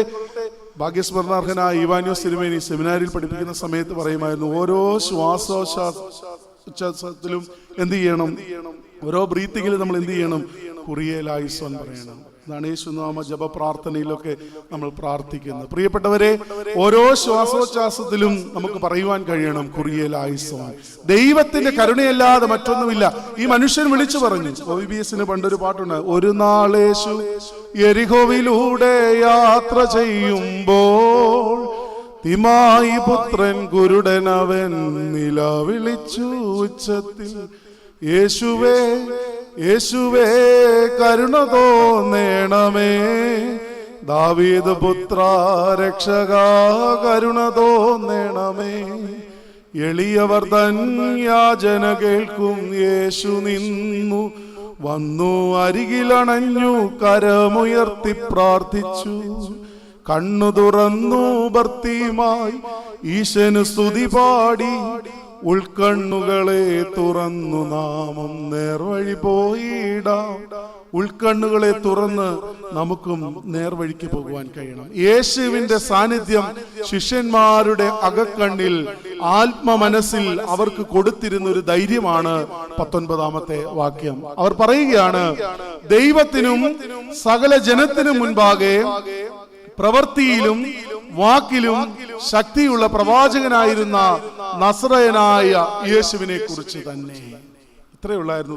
നിങ്ങൾ ആരെ കുറിച്ചാണ് സംസാരിച്ചു കൊണ്ടിരിക്കുന്നത്? നിങ്ങൾ എന്താണ് സംസാരിക്കുന്നത്? നിങ്ങൾ എന്താണ് ഈ സംഭാഷിച്ചു കൊണ്ടിരിക്കുന്നതെന്ന് യേശുവിന്റെ ചോദ്യത്തിനുള്ള മറുപടി യേശുവിനെ കുറിച്ചുള്ള ഒരു സാക്ഷ്യമായിരുന്നു. യേശുവിനെ കുറിച്ച് സാക്ഷ്യം കൊടുക്കുന്നവരായി ഞാനും നിങ്ങളും മാറിയിട്ടുണ്ട്. നമ്മുടെ ജീവിതത്തോട് ചോദിക്കേണ്ടുന്ന ഒരു ചോദ്യം ഇതാണ്, എത്ര നാളായി ഈ പ്രപഞ്ച ലോകത്തിൽ ജീവിക്കാൻ തുടങ്ങിയിട്ട് ഭൂമിക്ക് ഭാരവും റേഷനരിക്ക് ചെലവുമല്ലാതെ വല്ല ഫലവും ഉണ്ടായിട്ടുണ്ടോ എന്ന് ചോദിച്ചാൽ ഇല്ലേ നമ്മൾ പറയത്തില്ല. ഈ വാക്ക് ഓർക്കുക എന്ന് പറഞ്ഞപ്പോൾ ഞാൻ വായിച്ച സമയത്ത് തന്നെ എൻ്റെ മനസ്സിലൂടെ കടന്നുപോയൊരു ചിന്തയാണ്. നമ്മൾ പലപ്പോഴും ചിലരെയൊക്കെ വാക്കിനെ ഓർക്കുന്ന എങ്ങനെയാ, നമ്മൾ പറയും, ഓ അവൻ്റെ വാക്കും പഴയ ചാക്കും ഏത് സമയത്തും കീറിപ്പോകാം എന്നുള്ളതാണ് അല്ലേ. ഈ വാക്കു മാറുന്നവനല്ല ക്രിസ്തു. അവരോട് കൂടെയായിരിക്കാമെന്ന് അരുളി ചെയ്തവൻ അവരോട് കൂടെ ഉണ്ടാകും എന്നവർക്ക് ആത്മജീവിതത്തിൽ ഒരു ഉറപ്പുണ്ടായിരുന്നു. അതിനൊരു കുറെ കൂടി ഒരു തെളിച്ചം ഉണ്ടാകാൻ വേണ്ടിയാണ് അവരുടെ സാന്നിധ്യം, അവന്റെ സാന്നിധ്യം അറിയാതെ കണ്ണ് നിരോധിച്ചിരിക്കുന്ന കൂടെ നടക്കുന്ന യേശുവായി അവനിങ്ങനെ കൂടെ പോകുന്നത്. അപ്പോൾ ക്ലെയോപെട്രോസ് പറയുകയാണ്, എന്താ പറയുന്നതെന്ന് അറിയാമോ, ദൈവത്തിനും സകല ജനത്തിനും മുൻപാകെ, അത് ശ്രദ്ധേയമാണ് കേട്ടോ, പ്രവൃത്തിയിലും വാക്കിലും ശക്തിയിലും, പ്രവൃത്തിയിലും വാക്കിലും ശക്തിയിലും. അവന്റെ പ്രവൃത്തിയും അവന്റെ വാക്കും അവന്റെ ശക്തിയും, പ്രിയപ്പെട്ടവരെ, വേർഡ്സ് ആൻഡ് ഡീഡ്സ് ഒരുപോലെ അവൻ കാത്തു സൂക്ഷിച്ചതാണ്. അത് തന്നെയാണ് പ്രധാനപ്പെട്ടത്. ദൈവത്തിനും ജനത്തിനും കൊള്ളാവുന്നവനായി തീർന്നവനാണ്. ഈ സന്തുലിതാവസ്ഥ പാലിക്കുന്ന ചില ആളുകളെങ്കിലും ഈ പ്രപഞ്ച ലോകത്തിൽ ഉണ്ട്. അതുകൊണ്ടാണ് ഈ പ്രപഞ്ചലോകം നശിക്കാതിരിക്കുന്നതെന്ന് വേണം തിരിച്ചറിയേണ്ടത്. ദൈവത്തിനും മനുഷ്യനും കൊള്ളാവുന്നവനായി ജീവിച്ചു. വിശുദ്ധ ലൂക്കോസിന്റെ സുവിശേഷം 2-ാം അധ്യായത്തിന്റെ 52-ാമത്തെ വാക്യത്തിൽ നമ്മളിങ്ങനെ വായിക്കുന്നുണ്ട്, യേശുവോ ജ്ഞാനത്തിലും വളർച്ചയിലും ദൈവത്തിന്റെയും മനുഷ്യരുടെയും കൃപയിലും മുതിർന്നു വന്നു. എപ്പോ പറഞ്ഞതാ? അവന്റെ ബാല്യത്തെ കുറിച്ച് പറഞ്ഞതാണ്. നമ്മൾ ചില പിള്ളേരെയൊക്കെ പെർഫോമൻസ് കണ്ടിട്ട് പറയത്തില്ല, എത്ര പക്വമായിട്ടാണ് ഇടപെടുന്നത് അല്ലേ, എത്ര മച്ചുവറായിട്ടാണ് അവരുടെ ജീവിതത്തിൽ അവർ പെർഫോം ചെയ്യുന്നത് അല്ലേ. ചില കുഞ്ഞുങ്ങൾ പ്രായത്തെക്കാൾ കവിഞ്ഞ നല്ല പക്വമായ പെരുമാറ്റത്തിലാണ്. യേശുവിന്റെ ബാല്യത്തെ കുറിച്ച് പറയാണ്, യേശുവോ ജ്ഞാനത്തിലും വളർച്ചയിലും ദൈവത്തിന്റെയും മനുഷ്യരുടെയും കൃപയിൽ മുതിർന്നു വന്നു. ദൈവത്തിനും മനുഷ്യനും കൊള്ളാവുന്നവനായി ജീവിച്ചു എന്നുള്ളതാണ് യേശുവിനെ കുറിച്ചുള്ള അവരുടെ സാക്ഷ്യം. പ്രിയപ്പെട്ടവരെ, എന്നെ വീണ്ടെടുത്ത ക്രിസ്തു, എന്നെ ഉദ്ധാനം ചെയ്യിച്ച ക്രിസ്തു, എന്റെ ജീവിതത്തിന് പുനർജീവൻ നൽകിയ ക്രിസ്തു, നിത്യജീവൻ അവകാശമായി തന്ന ക്രിസ്തു. അതുകൊണ്ടാണ് നമ്മൾ പറഞ്ഞത്, ഞങ്ങളെയും ഓർക്കണം. എന്തിനോർക്കണം? ഈ നോർമകൾ നശിച്ചു പോവുകയാണ്. ശ്രാദ്ധം എന്ന് പറയുന്നത് ശ്രദ്ധയുള്ളത് എന്നുള്ളതാണ് അർത്ഥം അല്ലേ. ശ്രദ്ധയോടെ ജീവിച്ചാൽ നമുക്ക് ശ്രാദ്ധം കിട്ടും, ഇല്ലെങ്കിൽ പോയി. ശ്രദ്ധയോടെ ജീവിക്കണം. എങ്ങനെ ജീവിക്കണം? യേശുവിനെ കുറിച്ച് അവർക്കുണ്ടായിരുന്ന സാക്ഷ്യം അവൻ ദൈവത്തിനും മനുഷ്യനും കൊള്ളാവുന്നവനായിരുന്നു എന്നുള്ളതാണ്. പ്രിയപ്പെട്ടവരെ, നമ്മെക്കുറിച്ചും ദൈവത്തിന്റെ ആഗ്രഹം ദൈവത്തിനും മനുഷ്യനും കൊള്ളാവുന്നവരാകണം. ദൈവത്തെ പ്രസാദിപ്പിക്കാൻ മനുഷ്യൻ ഇന്ന് തത്രപ്പാടുപെടുകയാണ്, ഇല്ലേ? പക്ഷെ മനുഷ്യ ജീവിതത്തിലേക്ക് ഇടപെടുവാൻ നമുക്ക് കഴിയാതെ പോകുന്നുണ്ട്. വളരെ വേദനാജനകമാണ്. നമ്മുടെ സഹവാസം, നമ്മൾ ഒരുമിച്ചായിരിക്കുന്ന ഇടങ്ങളിൽ പോലും അത് സാധ്യമാകാതെ വരികയാണ്. പലപ്പോഴും നമ്മുടെ ജീവിതത്തിൽ നാം തിരിച്ചറിയേണ്ടത് ഇതാണ്: ദൈവത്തിനും മനുഷ്യനും കൊള്ളാവുന്നവനായി. ഈ സന്തുലിതാവസ്ഥ പാലിക്കപ്പെടുമ്പോഴാണ് പ്രപഞ്ചം ദൈവത്തിന്റെ സ്നേഹത്താൽ പ്രേരിതമായ നമ്മുടെ പ്രവൃത്തികൾ കൊണ്ട് അനുഗ്രഹിക്കപ്പെടുന്നത്. അനുഭവമായി അവർ പറഞ്ഞൊരു വലിയ സാക്ഷ്യം നമ്മുടെ ജീവിതത്തിലേക്ക് നമുക്ക് ചേർത്ത് വെക്കുവാൻ കഴിയണം.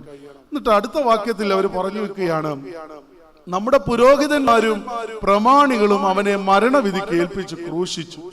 അവർക്കുണ്ടായിരുന്ന ഒരു വലിയ ആശ, അവർക്കുണ്ടായിരുന്ന ഒരു വലിയ പ്രത്യാശ. അടുത്ത വാക്യത്തിൽ 21-ാമത്തെ വാക്യത്തിൽ പറയാണ്: ഞങ്ങളോ അവൻ ഇസ്രായേലിന്റെ വീണ്ടെടുപ്പിനുള്ളവൻ, അല്ലെങ്കിൽ ഇസ്രായേലിനെ വീണ്ടെടുക്കുവാനുള്ളവൻ എന്ന് ആശിച്ചിരുന്നു. അവരുടെ ഒരു വലിയ ആശ അതായിരുന്നു. ഇവൻ ഞങ്ങളെ ഇസ്രായേലിന്റെ വീണ്ടെടുപ്പിനായിട്ടാണ് ഇവൻ വന്നിരിക്കുന്നതെന്നാണ് ആശ. പക്ഷേ ഈ കണ്ണ് നിരോധിക്കപ്പെട്ട അവസ്ഥയിൽ യേശു തമ്പുരാൻ അവരോട് കൂടെ ചേർന്ന് നടക്കുമ്പോൾ അവരുടെ ആത്മകണ്ണിൽ അവർ ഇതെല്ലാം പറഞ്ഞു വെക്കുകയാണ്. അപ്പോൾ നോക്കണേ, ഒരു ഫീഡ്ബാക്ക് പോലെ അല്ലേ? ഇതിനു മുമ്പുണ്ടായിരുന്ന അവന്റെ അരുളപ്പാട് മുതൽ, അവന്റെ വാഗ്ദാനങ്ങൾ മുതൽ, അവന്റെ പ്രത്യക്ഷതയുടെ വാഗ്ദാനങ്ങളെല്ലാം ഈ ശിഷ്യന്മാർ ഹൃദയത്തിൽ ഇങ്ങനെ കൊണ്ടുവരികയാണ്. ദൂതന്മാര് പറഞ്ഞു വെച്ചു, മനുഷ്യപുത്രൻ പാപികളുടെ കരങ്ങളാൽ പിടിക്കപ്പെട്ട് അവർ അവനെ പീഡിപ്പിച്ച് അവനെ കൊന്ന് കല്ലറയിൽ സംസ്കരിക്കുമെന്നും അവൻ ഉദ്ധാനം ചെയ്യുമെന്നും പറഞ്ഞ് നിങ്ങൾ ഓർക്കുന്നില്ലേ? അവൻ ഇവിടെയില്ല, ഉദ്ധാനം ചെയ്ത് എഴുന്നേറ്റിരിക്കുന്നു എന്ന് പറഞ്ഞു വിട്ടു. ശിഷ്യന്മാരുടെ അടുക്കലേക്ക് വന്നപ്പോൾ യേശുവിന്റെ സാന്നിധ്യത്തിന്റെ നിഴലിൽ അവർ വിളിച്ചു പറയുകയാണ്: അവൻ ഇസ്രായേലിന്റെ വീണ്ടെടുപ്പിനുള്ളവനെന്ന് ഞങ്ങൾ ആശിച്ചിരുന്നു. അവൻ ഇസ്രായേലിന്റെ വീണ്ടെടുപ്പിനുള്ളവനെന്ന് ഞങ്ങൾ ആശിച്ചിരുന്നു. ഈ വലിയ ആശയാണ് പ്രിയപ്പെട്ടവരെ അവരുടെ ജീവിതത്തെ ക്രിസ്തു കേന്ദ്രീകൃതമായ ജീവിതത്തിലേക്ക് ബലപ്പെടുത്തുവാൻ കഴിഞ്ഞത്.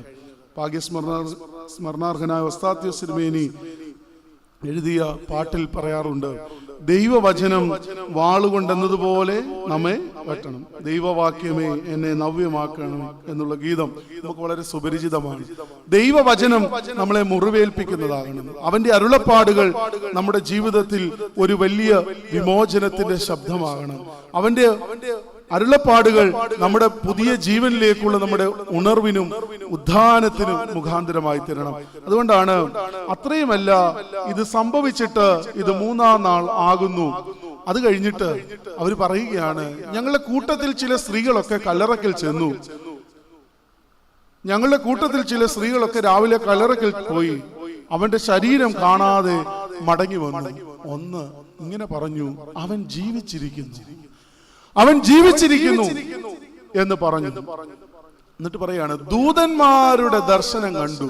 പ്രിയപ്പെട്ടവരെ, ദൂതന്മാരുടെ ദർശനത്തെക്കാൾ മുമ്പ് ക്രിസ്തുവിന്റെ ദർശനം സാധ്യമാകേണ്ടുന്നവരായിരുന്നില്ലേ യേശുവിനോട് കൂടെ ചേർന്ന് നടന്നവർ? എന്തുകൊണ്ട് അവരുടെ ജീവിതത്തിൽ ഈ ദർശനം നഷ്ടപ്പെട്ടു? അതാണ് അച്ഛൻ ആദ്യം ഓർമ്മിപ്പിച്ചത്. അവിശ്വാസത്തിന്റെ വേരോട്ടം എവിടെയെങ്കിലുമൊക്കെ തുടങ്ങിയിട്ടുണ്ടോ അവിടെ ഈ ദർശനം നഷ്ടപ്പെടും. നമ്മുടെ മാതാപിതാക്കളൊക്കെ ചില കാര്യങ്ങളൊക്കെ മുൻകൂട്ടി ചിലപ്പോൾ വീട്ടിൽ നിന്ന് പറയും. ഞങ്ങളുടെ വീട്ടിൽ ഞങ്ങളുടെ അമ്മയും പറയാറുണ്ട്, അല്ലേ? ചിലതൊക്കെ സത്യമാണ് കേട്ടോ, ചിലതൊക്കെ ചിലപ്പോൾ അതുപോലൊക്കെ സംഭവിക്കാറുമുണ്ട്. അപ്പൊ നമ്മളിങ്ങനെ ഓർക്കും, ശരിയാണല്ലോ, അമ്മ അന്നങ്ങനെ പറഞ്ഞായിരുന്നല്ലോ, അല്ലെ? ഇവിടെ ഇരിക്കുന്ന എല്ലാവർക്കും അങ്ങനെയുള്ള അനുഭവങ്ങൾ കാണും. ചില ആളുകളുടെ ഒക്കെ വാക്കുകൾ കൊണ്ട്, ചില ആളുകളുടെ ജീവിതത്തിന്റെ ഉൾക്കാഴ്ചകൾ കൊണ്ട് ചില ദർശനങ്ങൾ നമ്മുടെ മുൻപിൽ വെളിപ്പെടാറുണ്ട്. ദൂതന്മാർക്കുണ്ടായ ദർശനം അത് ശിഷ്യന്മാർക്കും ആ സ്ത്രീകൾക്കും ഉണ്ടാകേണ്ടുന്നതായിരുന്നു. എന്നാൽ വിശ്വാസ ജീവിതത്തിൽ ഈ സ്ത്രീകൾക്കുണ്ടായിരുന്ന വിശ്വാസ അനുഭവത്തെക്കാൾ കുറെ കൂടി താഴ്ന്നു പോയിരുന്നു അവനിൽ വിശ്വാസം അർപ്പിക്കേണ്ടിയിരുന്ന അപ്പോസ്തലന്മാർ. അതുകൊണ്ടാണ് 11-ാമത്തെ വാക്യം പറഞ്ഞ അവർക്ക് അതൊരു കഥ പോലെ മാത്രം തോന്നി. അവർ ഈ യാത്രയിൽ അവനോട് കൂടെ ചേർന്ന് നടന്നിട്ടും അവർ അവനെ കാണാതെ വണ്ണം കണ്ണ് നിരോധിച്ചിരുന്നു. അപ്പോൾ കണ്ണടച്ചു പിടിച്ചതല്ല, കൂടെ നടക്കുന്നവനെ കാണാതെ പോകുന്നു എന്നുള്ള ദുർവിധിയേക്കാൾ മറ്റൊന്നില്ല. പ്രിയപ്പെട്ടവരെ, ഓർത്തുകൊള്ളണം, അകന്നുപോയവരെ, ചിതറിപ്പോയവരെ തിരികെ പിടിക്കുവാൻ യേശു നടത്തിയ കൂടെ നടക്കൽ അത് നമ്മുടെ ജീവിതത്തിൽ അനിവാര്യമാണ്. നമ്മുടെ ജീവിതത്തിന് വളരെ അനിവാര്യമാണ്. നമ്മുടെ തലമുറകളെ, നമ്മുടെ ഇടവകയെ, നമ്മുടെ വിശ്വാസത്തെ, നമ്മുടെ വേദപഠനത്തെ, നമ്മുടെ കൗദാശിക അനുഭവങ്ങളെ, അതുകൊണ്ടാണല്ലോ നമ്മൾ ഈ വിശുദ്ധാനുഭവങ്ങളെയൊക്കെ കൂദാശ എന്നുള്ള പദം കൊണ്ട് തന്നെ ഉപയോഗിക്കുന്നത്. എന്താ കൂദാശ എന്നുള്ളതിന്റെ അർത്ഥം എന്നറിയാം? റോമൻ പൗരന്മാർ പട്ടാളത്തിൽ ചേരുമ്പോൾ രാജാവിന് എഴുതി കൊടുക്കുന്നതായിരുന്നു സാക്രമെന്റം എന്ന് പറയുന്ന ഒരു പതിപ്പ്. എന്താ? രാജാവിന് വേണ്ടി ജീവൻ തരുവാൻ ഞാൻ സമർപ്പിതനാണ്. ഓരോ കൂദാശയും ദൈവത്തിന് വേണ്ടി ഞാൻ സമർപ്പിതനാണ്, അല്ലെങ്കിൽ അവന് വേണ്ടി ജീവൻ വെടിയുവാൻ ഞാൻ തയ്യാറാണെന്ന് പറയുന്നതാണ് ഓരോ കൂദാശയും. പ്രിയപ്പെട്ടവരെ, തിരുവചനത്തിന്റെ കൂദാശ. ഓർത്തഡോക്സ് ആരാധനയുടെ രണ്ട് ഭാഗങ്ങളുണ്ട്, the breaking of the word and the breaking of the bread. ആദ്യ ഭാഗം, വിശുദ്ധ സുവിശേഷ ഭാഗം നമ്മൾ വായിച്ചു കേൾക്കുന്നത് വരെ, പഴയ നിയമത്തിൽ നിന്ന്, സ്ലീഹന്മാരുടെ നടപ്പുകളിൽ നിന്ന്, അപ്പോസ്തലന്റെ വിശുദ്ധനായ പൗലോസിന്റെ ലേഖനങ്ങളിൽ നിന്നൊക്കെ നമ്മൾ വായിച്ചു കേൾക്കുമ്പോൾ, പ്രിയപ്പെട്ടവരെ, തിരുവചനത്തിന്റെ മാധുരിമ എത്രമാത്രം നമ്മളെ സ്വാധീനിക്കുന്നുണ്ട്. പങ്കുവെച്ച് നൽകുന്ന തിരുവചനത്തിന്റെ മഹാത്മ്യം എത്രമാത്രം നമ്മൾ സ്വീകരിക്കുന്നുണ്ട്. പലപ്പോഴും നമ്മൾ വരുമ്പോഴത്തേനും അതൊക്കെ കഴിഞ്ഞു പോയെന്നിരിക്കും, അല്ലേ? ആരുടെയും കുറ്റമല്ല. തിരുവചനത്തിന്റെ പങ്കുവെക്കൽ നമുക്ക് കുറെ കൂടി ഹൃദയകാരിയായി നമ്മുടെ ജീവിതത്തിൽ അനുഭവമാക്കി തീർക്കുവാൻ കഴിയണം. ദൈവവചനത്തോടുള്ള നമ്മുടെ ബന്ധം കുറെ കൂടി ശക്തിമത്താക്കാൻ കഴിയണം.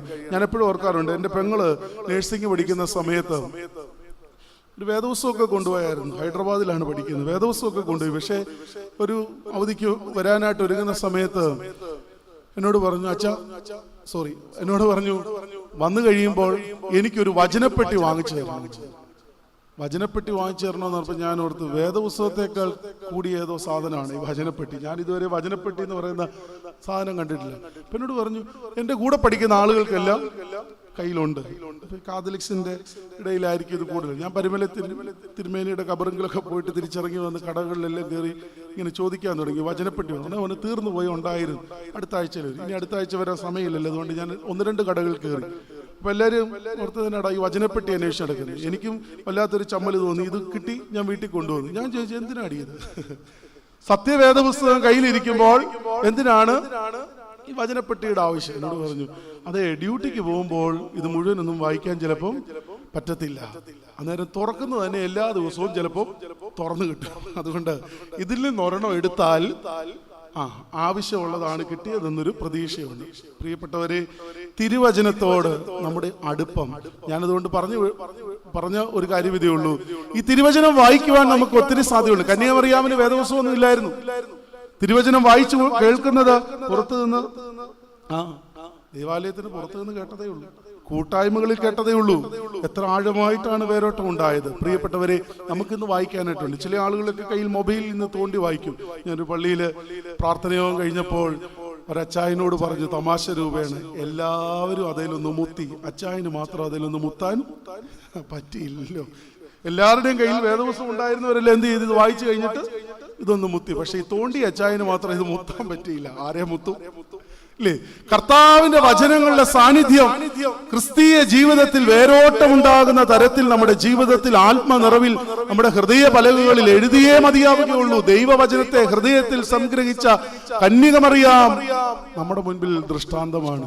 അവന്റെ വാക്കുകളെ ഓർക്കുന്ന സ്ത്രീകൾ നമ്മുടെ മുൻപിൽ ദൃഷ്ടാന്തമാണ്. ദൈവവചനത്തോടുള്ള ആഭിമുഖ്യം കുറഞ്ഞു പോകുന്നതാണ് ഇന്നിന്റെ വലിയ മഹാവിപത്ത് പറയുന്നത്. പ്രിയപ്പെട്ടവരെ, ദൈവവചനം വായിക്കുവാനും ധ്യാനിക്കുവാനും പ്രാർത്ഥിക്കുവാനും കഴിയാതെ പോകുന്ന ഇടങ്ങൾ ഇരുൾ വ്യാപിച്ചു തുടങ്ങുന്ന ഇടങ്ങളായി മാറ്റപ്പെടുകയാണ്. ഇതാ, ശിഷ്യന്മാർ ഇങ്ങനെ യാത്ര ചെയ്തു പോകുമ്പോൾ യേശുവിനെ കുറിച്ചുള്ള സാക്ഷ്യത്തോടുകൂടി അവർ യാത്ര ചെയ്യുകയാണ്. എന്നിട്ട് പറയുകയാണ്, അവർ ചിലർ കല്ലറയ്ക്കൽ ചെന്ന സ്ത്രീകൾ പറഞ്ഞതുപോലെ തന്നെ കണ്ടു, പക്ഷെ അവനെ കണ്ടില്ല. ആരെ കണ്ടില്ല? 24-ാമത്തെ വാക്യം, അവനെ കണ്ടില്ല. അവൻ അവരോട്, യേശു ശകലം കൂടി സടകുടഞ്ഞൊക്കെ എഴുന്നേറ്റു.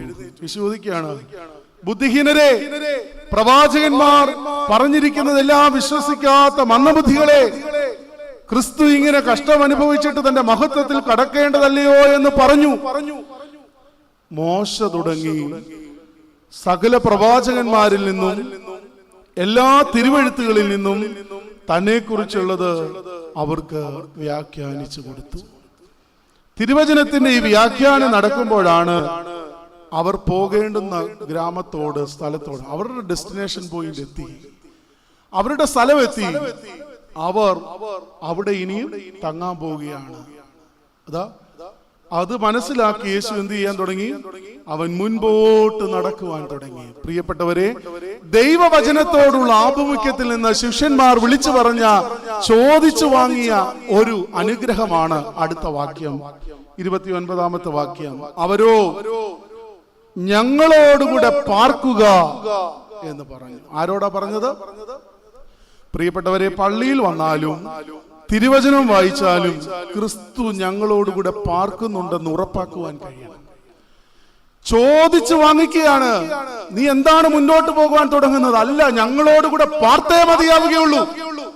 അവന്റെ സാന്നിധ്യം കൂടെ ഇരുന്നിട്ട് കാണാതെ കണ്ണ് നിരോധിച്ചിരിക്കുന്നവരുടെ ആത്മനൊമ്പരത്തിൽ ഇതുവരെയും എങ്ങനെയാണ് അവരുടെ ജീവിതത്തിൽ അവർക്ക് പരിവർത്തനം ഉണ്ടായത്? അത് ദൈവവചനത്തിന്റെ പൊരുൾ തിരിച്ച് നൽകിയ സന്ദർഭമാണ്.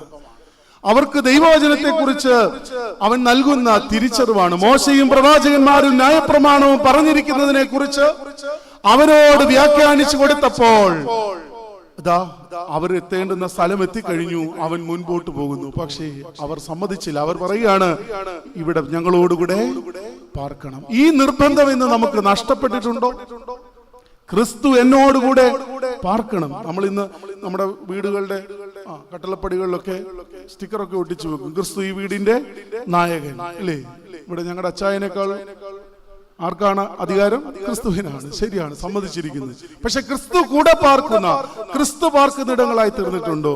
ഉസ്താദ് സിർമേനി പറയുമായിരുന്നു, ഒരു ഭവനത്തിന്റെ തീന്മേശയിൽ വിളമ്പുന്ന സാധനങ്ങൾ, ഒരു അന്ത്യത്താഴത്തിന്റെ ചിത്രം ആ മുറിയിൽ എവിടെയെങ്കിലും ഉണ്ടെങ്കിൽ ക്രിസ്തുവിന്റെ സാന്നിധ്യം, ആ സാന്നിധ്യത്തിൽ കൗദാശിക അനുഭവത്തിൽ പ്രതിഷ്ഠിക്കപ്പെട്ട ഒരു ഭവനമാണെങ്കിൽ അതിന്റെ ശബ്ദവും അതിന്റെ പ്രാർത്ഥനയുടെ മധുരമയും അവിടെ പങ്കുവെക്കുന്ന വിഭവങ്ങളും അവന് ചേർച്ചയുള്ളതാവണമെന്ന്. ഇന്ന് പലപ്പോഴും അച്ഛന്മാരെയൊക്കെ പറഞ്ഞു വിട്ടേച്ച് വലിയ വിരുന്നുകളാണ് നടത്തുന്നത് ഇല്ലേ. അച്ഛനിതൊന്നും കണ്ടില്ല, അച്ഛനും സന്തോഷം, നമ്മളൊന്ന് രക്ഷപ്പെട്ടല്ലോ എന്നുള്ളതോർത്ത് അച്ഛനും സന്തോഷിക്കാം. എന്നാൽ കൂടെ പാർക്കുവാൻ നിർബന്ധിക്കുന്നവർക്ക് ചില ധൈര്യമുണ്ട്. നമ്മൾ എന്തുകൊണ്ടാ യേശുവിനെ കൂടെ പാർക്കാൻ ക്ഷണിക്കാത്ത? ധൈര്യക്കുറവുണ്ട്. ഇന്നും നമ്മുടെ ജീവിതത്തിൽ അവൻ കൂടെ പാർക്കുവാൻ തരമായിട്ടുണ്ടോ? നമ്മുടെ ജീവിതങ്ങൾ അതിനനുസൃതമായി നാം രൂപപ്പെടുത്തിയിട്ടുണ്ടോ? അതാണ് പ്രിയപ്പെട്ടവരെ ഉദ്ധാനം ചെയ്ത ക്രിസ്തുവിന്റെ സാന്നിധ്യം ശിഷ്യന്മാർക്ക് നൽകിയ ഉത്തേജനവും ഉണർവും എന്ന് പറയുന്നത്. അവരോട് കൂടെ പാർക്കുന്നു. എന്നാൽ അടുത്ത ഭാഗത്തിൽ വരികയാണ്, ദി ബ്രേക്കിംഗ് ഓഫ് ദി ബ്രെഡിലേക്ക് അവരെ കൂട്ടിക്കൊണ്ടുപോവുകയാണ്. ആത്യന്തികമായി തിരുവചനത്തിലൂടെയുള്ള വളർച്ചയിൽ നമുക്ക് ലക്ഷ്യം വെക്കേണ്ടുന്നതും നമുക്ക് സാധിക്കേണ്ടുന്നതും ഇത് തന്നെയാണ്. അവൻ അവരോടുകൂടെ പാർപ്പാൻ ചെന്നു. അവരുമായി ഭക്ഷണത്തിനിരിക്കുമ്പോൾ അവൻ അപ്പം എടുത്ത് അനുഗ്രഹിച്ച് അവർക്ക് കൊടുത്തു. അന്ത്യത്താഴത്തിന്റെ സന്ദർഭം പോലെ സുപരിചിതമായി അവർക്കത് തോന്നുകയാണ്. അപ്പം വാഴ്ത്തി നുറുക്കി അനേകായിരങ്ങളെ പോഷിപ്പിച്ച സന്ദർഭം പോലെ, അനേകായിരങ്ങളെ തൃപ്തിപ്പെടുത്തിയ അനുഭവം പോലെ അവർക്കത് തോന്നുകയാണ്. അവൻ അനുഗ്രഹിച്ച് അപ്പം എടുത്ത് മുറിച്ച് അവർക്ക് കൊടുത്തു.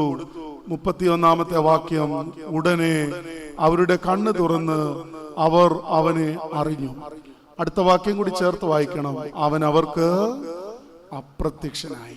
പ്രിയപ്പെട്ടവരെ, അടിവരയിട്ട് വായിക്കണം, അവൻ അവർക്ക് അപ്രത്യക്ഷനായി. എന്തായിരുന്നു?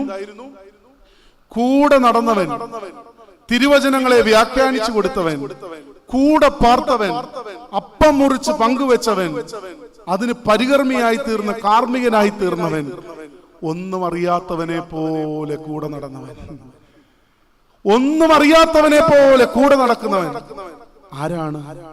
ക്രിസ്തു മാത്രമാണ്. എന്നാൽ നുറുക്കിക്കൊടുത്ത അപ്പക്കണ്ണങ്ങൾ അവരുടെ കയ്യിൽ ഏൽപ്പിച്ചിട്ട് അടുത്ത വാക്യം പറയാണ്, അവൻ അവർക്ക് അപ്രത്യക്ഷനായി. കണ്ണ് തുറന്ന് കിട്ടിക്കഴിഞ്ഞാൽ പിന്നെ ക്രിസ്തു ഇവിടെ നിൽക്കില്ല. ആരവന്റെ കണ്ണാകണം? ആരവന്റെ കണ്ണാകണം? തുറന്ന് കിട്ടിയ കണ്ണുകളുമായി ഞാനും നിങ്ങളും വെളിപ്പെടേണ്ടുന്ന ഇടമാണ് ക്രിസ്തു. ഞാനും നിങ്ങളും ആയിത്തീരേണ്ടുന്ന അവസ്ഥയാണ് ക്രിസ്താനുഭവം. പ്രിയപ്പെട്ടവരെ, മറ്റൊരു ക്രിസ്തുവാകുവാനുള്ള നിയോഗമാണ് എന്റെയും നിങ്ങളുടെയും ജീവിതത്തിൽ നൽകിയിരിക്കുന്നത്. മറ്റൊരു ക്രിസ്തുവാകുവാനുള്ള വിളിയാണ് ഈ പുനരുദ്ധാന അനന്തര ജീവിതത്തിൽ നമ്മൾ ഏറ്റെടുക്കേണ്ടത്. നമ്മളോട് പറയുകയാണ്, അടഞ്ഞിരുന്ന കണ്ണുകളെ ഞാൻ തുറന്നു തന്നില്ലേ, ഞാൻ നിങ്ങളിൽ നിന്ന് അപ്രത്യക്ഷമാകുന്നു, ഇനിയും എനിക്ക് വേണ്ടി നിങ്ങളാണ് പ്രത്യക്ഷരാകേണ്ടത്. ക്രിസ്തുവിന് വേണ്ടി പ്രത്യക്ഷപ്പെടുവാനുള്ളതാണ് എൻ്റെ നിങ്ങളുടെയും ജീവിതം. പ്രിയപ്പെട്ടവരെ, വാക്കുകൾ ഉപസംഹരിക്കുകയാണ്. ഉദ്ധാനം ചെയ്ത യേശുവിന്റെ മഹത്തരമായ പുനരുദ്ധാനത്തിന്റെ മഹാസന്തോഷം അനുഭവിക്കുവാൻ നമുക്കെല്ലാവർക്കും സാധിച്ചു. ക്രിസ്തീയ ജീവിതത്തിൽ ഈ മാമോദിസ തൊട്ടിയിൽ നിന്ന് അവനോടുകൂടെ സംസ്കരിക്കപ്പെട്ട് ഉയർത്തെഴുന്നേറ്റ് ക്രിസ്തുവിൽ ജീവിക്കുവാൻ, ഈ പരിശുദ്ധ സഭയിൽ ക്രിസ്തുവിന് വേണ്ടി ജീവിക്കുവാനുള്ള നിയോഗം ഏറ്റെടുത്ത് നമ്മൾ മുൻപോട്ട് പോവുകയാണ്. അതുകൊണ്ട് നമുക്ക് ലഭിച്ച നിത്യ സമ്മാനം എന്ന് പറയുന്നത് ജീവൻ വിട്ടിട്ട് നിത്യജീവന്റെ ഉയർപ്പാണ്, നിത്യജീവനിലേക്കുള്ള അനുഭവമാണ്. നമുക്ക് സന്തോഷിക്കുവാൻ തരമുണ്ട്. അവൻ നമ്മളെ ഓർക്കും. ദുഃഖ വെള്ളിയാഴ്ച മാത്രമല്ല, എല്ലാ ദിവസവും നമുക്ക് പ്രാർത്ഥിക്കുവാൻ കഴിയണം, ഞങ്ങളെയും ഓർക്കണമേ. അവർ അവന്റെ വാക്കോർത്തു, ക്രിസ്തുവിന്റെ വാഗ്ദാനം ഓർത്തു, ക്രിസ്തുവിന്റെ പ്രത്യക്ഷതയുടെ വാഗ്ദാനം ഓർത്തു, ക്രിസ്തുവിന്റെ പൂർണ്ണതയുടെ വാഗ്ദാനം ഓർത്തു. അതാണ് അവരുടെ ജീവിതത്തിന്റെ വലിയ സന്തോഷം. പ്രിയപ്പെട്ടവരെ, ആശയറ്റുപോയവരുടെ മുൻപിൽ, നിരാശപ്പെട്ടു പോയവരുടെ മുൻപിൽ, ചിതറിപ്പോയവരുടെ മുൻപിൽ യേശു പ്രത്യാശയായി ചേർന്ന് നടക്കുന്നുണ്ട്. ഒഴിഞ്ഞ കല്ലറയിലേക്ക് നോക്കി ഭയത്തോടുകൂടി നിൽക്കുന്ന സ്ത്രീകളുടെ മുൻപിൽ ദൂതന്മാരുടെ പ്രത്യക്ഷീകരണം ഉണ്ടാകുകയാണ്. അപ്പോസ്തലന്മാരോട് ഈ സംഭവം ചെന്ന് പറയുമ്പോൾ അവർക്കൊരു കഥ പോലെ ഇത് തോന്നുമ്പോൾ അവരുടെ അവിശ്വാസത്താൽ ദർശനം അവർക്ക് നഷ്ടപ്പെട്ടു പോയി എന്ന് വേണം കരുതുവാൻ. പ്രിയപ്പെട്ടവരെ, ദൂതൻ ചോദിക്കുന്നു, നിങ്ങൾ ജീവനുള്ളവനെ മരിച്ചവരുടെ ഇടയിൽ അന്വേഷിക്കുന്നത് എന്ത്? അവൻ ഇവിടെയില്ല, അവൻ ഉയർത്തിരിക്കുന്നു. അത് കേട്ടിട്ടാണ് സ്ത്രീകൾ ഓടിപ്പോയത്. അവരുടെ പേരുകൾ, 3-4 പേരുടെ പേരുകൾ അവിടെ പറഞ്ഞു. ബാക്കി കുറെ സ്ത്രീകളും ഉണ്ടായിരുന്നു. അവരങ്ങനെ പോയി അപ്പോസ്തലനോട് അറിയിക്കുമ്പോൾ അപ്പോസ്തലന്മാർ ഇതൊരു കഥ പോലെ മാത്രം തോന്നിയിരിക്കുമ്പോൾ അവർ ഒരു യാത്രയ്ക്കായി ഒരുങ്ങുകയാണ്. ജീവിതയാത്രയിൽ ക്രിസ്തുവിന് വേണ്ടി ഒരുക്കപ്പെട്ടു. അതുകൊണ്ടാണ് അച്ഛൻ ആദ്യം പറഞ്ഞത്, എമ്മവൂസിലേക്ക് എന്തിനു പോവുകയായിരുന്നെന്ന് അവിടെ വ്യക്തമാക്കിയിട്ടില്ല. അവരെന്തിനാ എമ്മവൂസിലേക്ക് പോയതെന്ന് പറഞ്ഞിട്ടില്ല. പക്ഷേ ക്രിസ്തു അവരുടെ കണ്ണ് തുറന്നു കൊടുത്തപ്പോൾ അവരുടെ യാത്ര എന്തിനു വേണ്ടിയാകണമെന്ന് അവൻ അവരെ പഠിപ്പിച്ചു. എന്തായി തീരണം? എനിക്ക് പകരമാകണം, ക്രിസ്തുവായി തീരണം, ക്രിസ്തുവിന്റെ ജീവിതത്തിന്റെ പ്രതിച്ഛായയായി മാറണം. അതുകൊണ്ടാണ് അവന്റെ സാദൃശ്യത്തിലും സ്വരൂപത്തിലുമാണ് നമ്മെ സൃഷ്ടിച്ചിരിക്കുന്നത് എന്ന് പറഞ്ഞത്. നമ്മുടെ ഒക്കെ രൂപം ആരുടെ രൂപമാണ്? ക്രിസ്തുവിന്റെ രൂപമാണ്. ഇത് എപ്പോഴാണ് അറിയാൻ പറ്റുന്നത്? ഇവിടെ ഇരിക്കുമ്പോൾ നമുക്കെല്ലാം ഒരേ രൂപമാണ്. കുടുങ്ങിപ്പോയേനെ, എല്ലാവർക്കും ഒരേ രൂപമായിരുന്നെങ്കിൽ ഇല്ലേ? പക്ഷേ നമുക്കെല്ലാം ഒരു രൂപമുണ്ട്. സെമിത്തേരി ചെന്നിട്ട് കല്ലറയൊന്ന് തുറന്നു നോക്കിയാൽ ചാക്കോയുടേതാണോ മത്തായിയുടേതാണോ ഏലിയാമ്മയുടേതാണോ മറിയാമ്മയുടേതാണോ എന്ന് തിരിച്ചറിയാൻ വലിയ പ്രയാസമാണ്. എല്ലാവർക്കും ഒരേ രൂപമാണ് അല്ലേ? ഇത് കണ്ടു കഴിഞ്ഞാൽ ആരുടെയാണെന്ന് അറിയാൻ വലിയ പ്രയാസമാണ്. ഈ രൂപം അവിടെ സൂക്ഷിക്കപ്പെട്ടിട്ടുണ്ട്. ഈ രൂപം അവിടെ സൂക്ഷിക്കപ്പെട്ടിട്ടുണ്ട്. അവന്റെ സ്വരൂപമായി തീർന്നവൻ, അവനെ വഹിച്ച് അവന്റെ പ്രതിച്ഛായയായി തീരേണ്ടുന്നവൻ എന്നുള്ള ഉൾബോധ്യത്തോടുകൂടി യാത്ര ചെയ്യണം. അതിന് ചില കാര്യങ്ങൾ നമ്മൾ ചെയ്തേ മതിയാവുകയുള്ളൂ. ചിതറിപ്പോയവരെ കൂടെ ചേർക്കുവാൻ ക്രിസ്തു നടത്തിയ യാത്ര പോലെ നമ്മിൽ നിന്ന് അകന്നുപോയവരെ നമുക്ക് തിരികെ പിടിക്കണമെങ്കിൽ അവരോട് ചേർന്ന് നടക്കണം. യാത്ര എപ്പോഴും സുഖകരമാകണമെങ്കിൽ അതിന്റെ ഒരുക്കവും അതിന്റെ ലക്ഷ്യവും അതിന്റെ പൂർണ്ണതയും അതേ മാത്രയിൽ നമുക്ക് അനുഭവിക്കുവാൻ കഴിയണം. അതിനുവേണ്ടി നാം ഒരുങ്ങി മതിയാവുകയുള്ളൂ. ചിലതൊക്കെ നമ്മൾ തള്ളിക്കളഞ്ഞിട്ട് ലക്ഷ്യസ്ഥാനത്തിലേക്ക് കടന്നു ചെല്ലുവാൻ ഒരുക്കത്തോടുകൂടി ഒരുങ്ങിയെങ്കിൽ മാത്രമേ സാധിക്കൂ. അത് ചിലപ്പോൾ നമുക്ക് പ്രിയപ്പെട്ടതായി തോന്നുന്ന പലതുമായിരിക്കാം. അതുകൊണ്ടാണ് അച്ഛൻ ഇടയ്ക്ക് ഓർമ്മിപ്പിച്ചത് ലെസ് ലഗേജ് മോർ കംഫർട്ട് എന്ന്. നമ്മൾ വേണ്ടാത്ത പലതിനെയും കൂടെ ചേർത്ത് വെച്ചിരിക്കുന്നതുകൊണ്ട് അതും ഇതുമെല്ലാം ഇങ്ങനെ വാരിക്കൂട്ടി വെച്ചിരിക്കുകയാണ് അല്ലേ? ഏതോ ഒരു സിനിമയ്ക്കകത്ത് നമ്മൾ കാണുന്നുണ്ടല്ലോ, ബോംബിട്ടിരിക്കുന്ന കാര്യം പറയുമ്പോൾ സിനിമയുടെ പേരൊന്നും അറിയത്തില്ല അച്ഛൻ, ഇടയ്ക്ക് ഇങ്ങനെ ഒരു ക്ലിപ്പിങ് കണ്ടതാണ് അല്ലേ? അപ്പം ബിന്ദു പണിക്കർ ഏതാണ്ടെല്ലാം വാരിക്കൂട്ടി കൊച്ചിനെ മാത്രം എടുക്കാൻ മറന്നു പോകുന്നൊരു സീനുണ്ടല്ലോ അല്ലേ? നമ്മൾ എടുക്കാൻ ആഗ്രഹിക്കുന്ന എല്ലാം വാരി ചേർക്കാൻ പോകുമ്പോൾ പ്രധാനപ്പെട്ടത് വലുതും വിസ്മരിച്ചു പോകും അല്ലേ? അങ്ങനെയാണ്. സ്വന്തമാണ്, സ്വന്തം ജീവനാണ്, പ്രാണനാണ്. തന്റെ കുഞ്ഞിനെ എടുക്കാൻ മറന്നുപോയി. ടിവിയും വാഷിംഗ് മെഷീനും ഫ്രിഡ്ജും ഒക്കെ കെട്ടിപ്പിടിച്ചിട്ട് നമുക്ക് ഇതുകൊണ്ട് താഴെ ചാടാമെന്ന് പറഞ്ഞ് ഓടുന്ന പോലെയാണ്. നമ്മുടെ യാത്ര സുഖകരമായി തീരണമെങ്കിൽ ചിലതൊക്കെ നമ്മൾ കൈവിട്ടേ മതിയാവുകയുള്ളൂ. യാത്രയിൽ കൂടെ നടക്കുന്നവനെ അറിയാതെ നമ്മുടെ കണ്ണ് കുരുടായിട്ടുണ്ടെങ്കിൽ അത് വിശ്വാസത്തിന്റെ വളർച്ചയ്ക്ക് വേണ്ടി നമ്മളെ ഒരുക്കുവാൻ വേണ്ടിയാണ്. അതുകൊണ്ടാണ് ചില കഷ്ടനഷ്ടങ്ങളൊക്കെ നമ്മുടെ ജീവിതത്തിൽ ക്രിസ്തു നൽകുന്നത്. എന്നാൽ വിജയത്തിന്റെ സാമ്രാജ്യം കൊടുക്കുവാൻ ക്രിസ്തു തന്റെ ശിഷ്യന്മാർക്ക് വേണ്ടി ആഗ്രഹിച്ചു.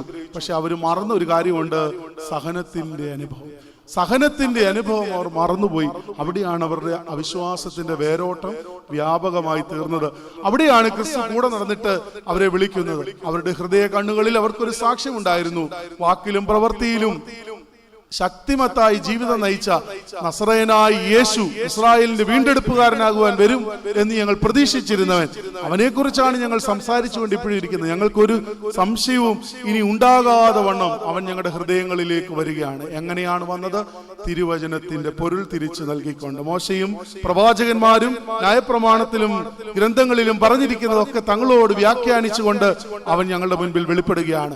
അപ്പോഴാണ് അവർ അവന്റെ സാന്നിധ്യം കുറെ കൂടി ശക്തിമത്താടർന്നു. അപ്പോഴാണ് അവർ ഒരു വിളിച്ചു പറച്ചിലുണ്ടായത്, ഞങ്ങളോടുകൂടെ പാർക്കണം, ഞങ്ങളോടുകൂടെ പാർക്കണം, ഞങ്ങളുടെ കൂടെ താമസിക്കണം, നീ മറ്റെങ്ങും പോകണ്ട, ഞങ്ങളുടെ കൂടെ ഇരിക്കണം.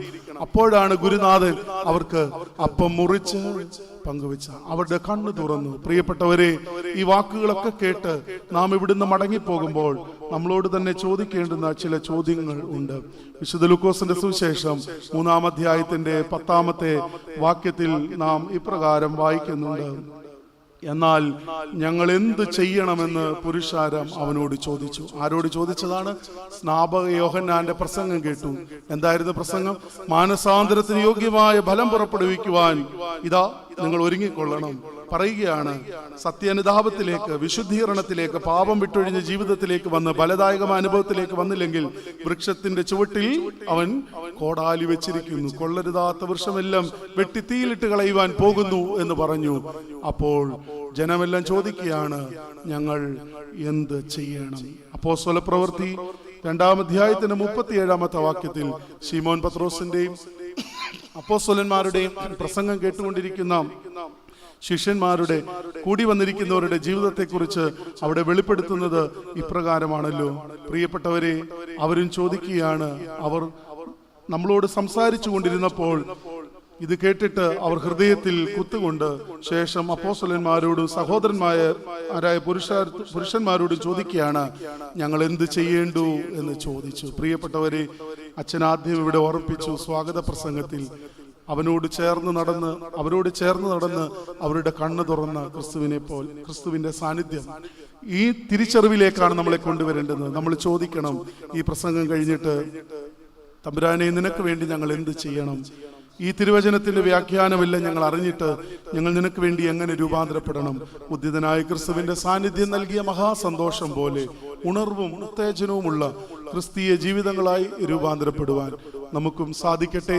ക്രിസ്തുവിന് വേണ്ടി അവന്റെ കണ്ണായി തീരുവാൻ നമ്മെ വിളിച്ചിരിക്കുന്നു എന്നുള്ള ബോധ്യത്തോടുകൂടി ക്രിസ്തു യേശുവിൽ അവിടുന്ന് ശോഭിക്കുവാൻ ദൈവം നമ്മെ ഒരുക്കട്ടെ എന്ന് പ്രാർത്ഥിക്കുന്നു. അനുഗ്രഹീതമായ നല്ല സന്ദർഭത്തിനായിട്ട് ദൈവത്തെ മഹത്വപ്പെടുത്തുന്നു. ഇടവകയുടെ അനുഗ്രഹദായകമായ പെരുന്നാൾ ക്രമീകരണങ്ങളിൽ സർവശക്തനായ ദൈവം നമ്മെ എല്ലാവരെയും ഒരുമിച്ച് ചേർത്ത് ഈ വർഷത്തെ പെരുന്നാൾ ഏറെ അനുഗ്രഹകരമായി തീരുവാൻ നമ്മെ എല്ലാവരെയും ദൈവം ഒരുക്കട്ടെ എന്ന് പ്രാർത്ഥിക്കുന്നു. പ്രിയപ്പെട്ട അച്ഛന്മാരെല്ലാവരോടുമുള്ള സ്നേഹവും സന്തോഷം അറിയിക്കുന്നു. ദൈവനാമത്തിൽ നിങ്ങൾ എല്ലാവരോടുമുള്ള നന്ദി അറിയിച്ചുകൊണ്ട് പ്രാർത്ഥന ആവശ്യപ്പെട്ടുകൊണ്ട് വാക്കുകൾക്ക് വിരാമമിടുന്നു. സർവശക്തനായ ദൈവം എല്ലാവരെയും വാഴ്ത്തി അനുഗ്രഹിക്കട്ടെ.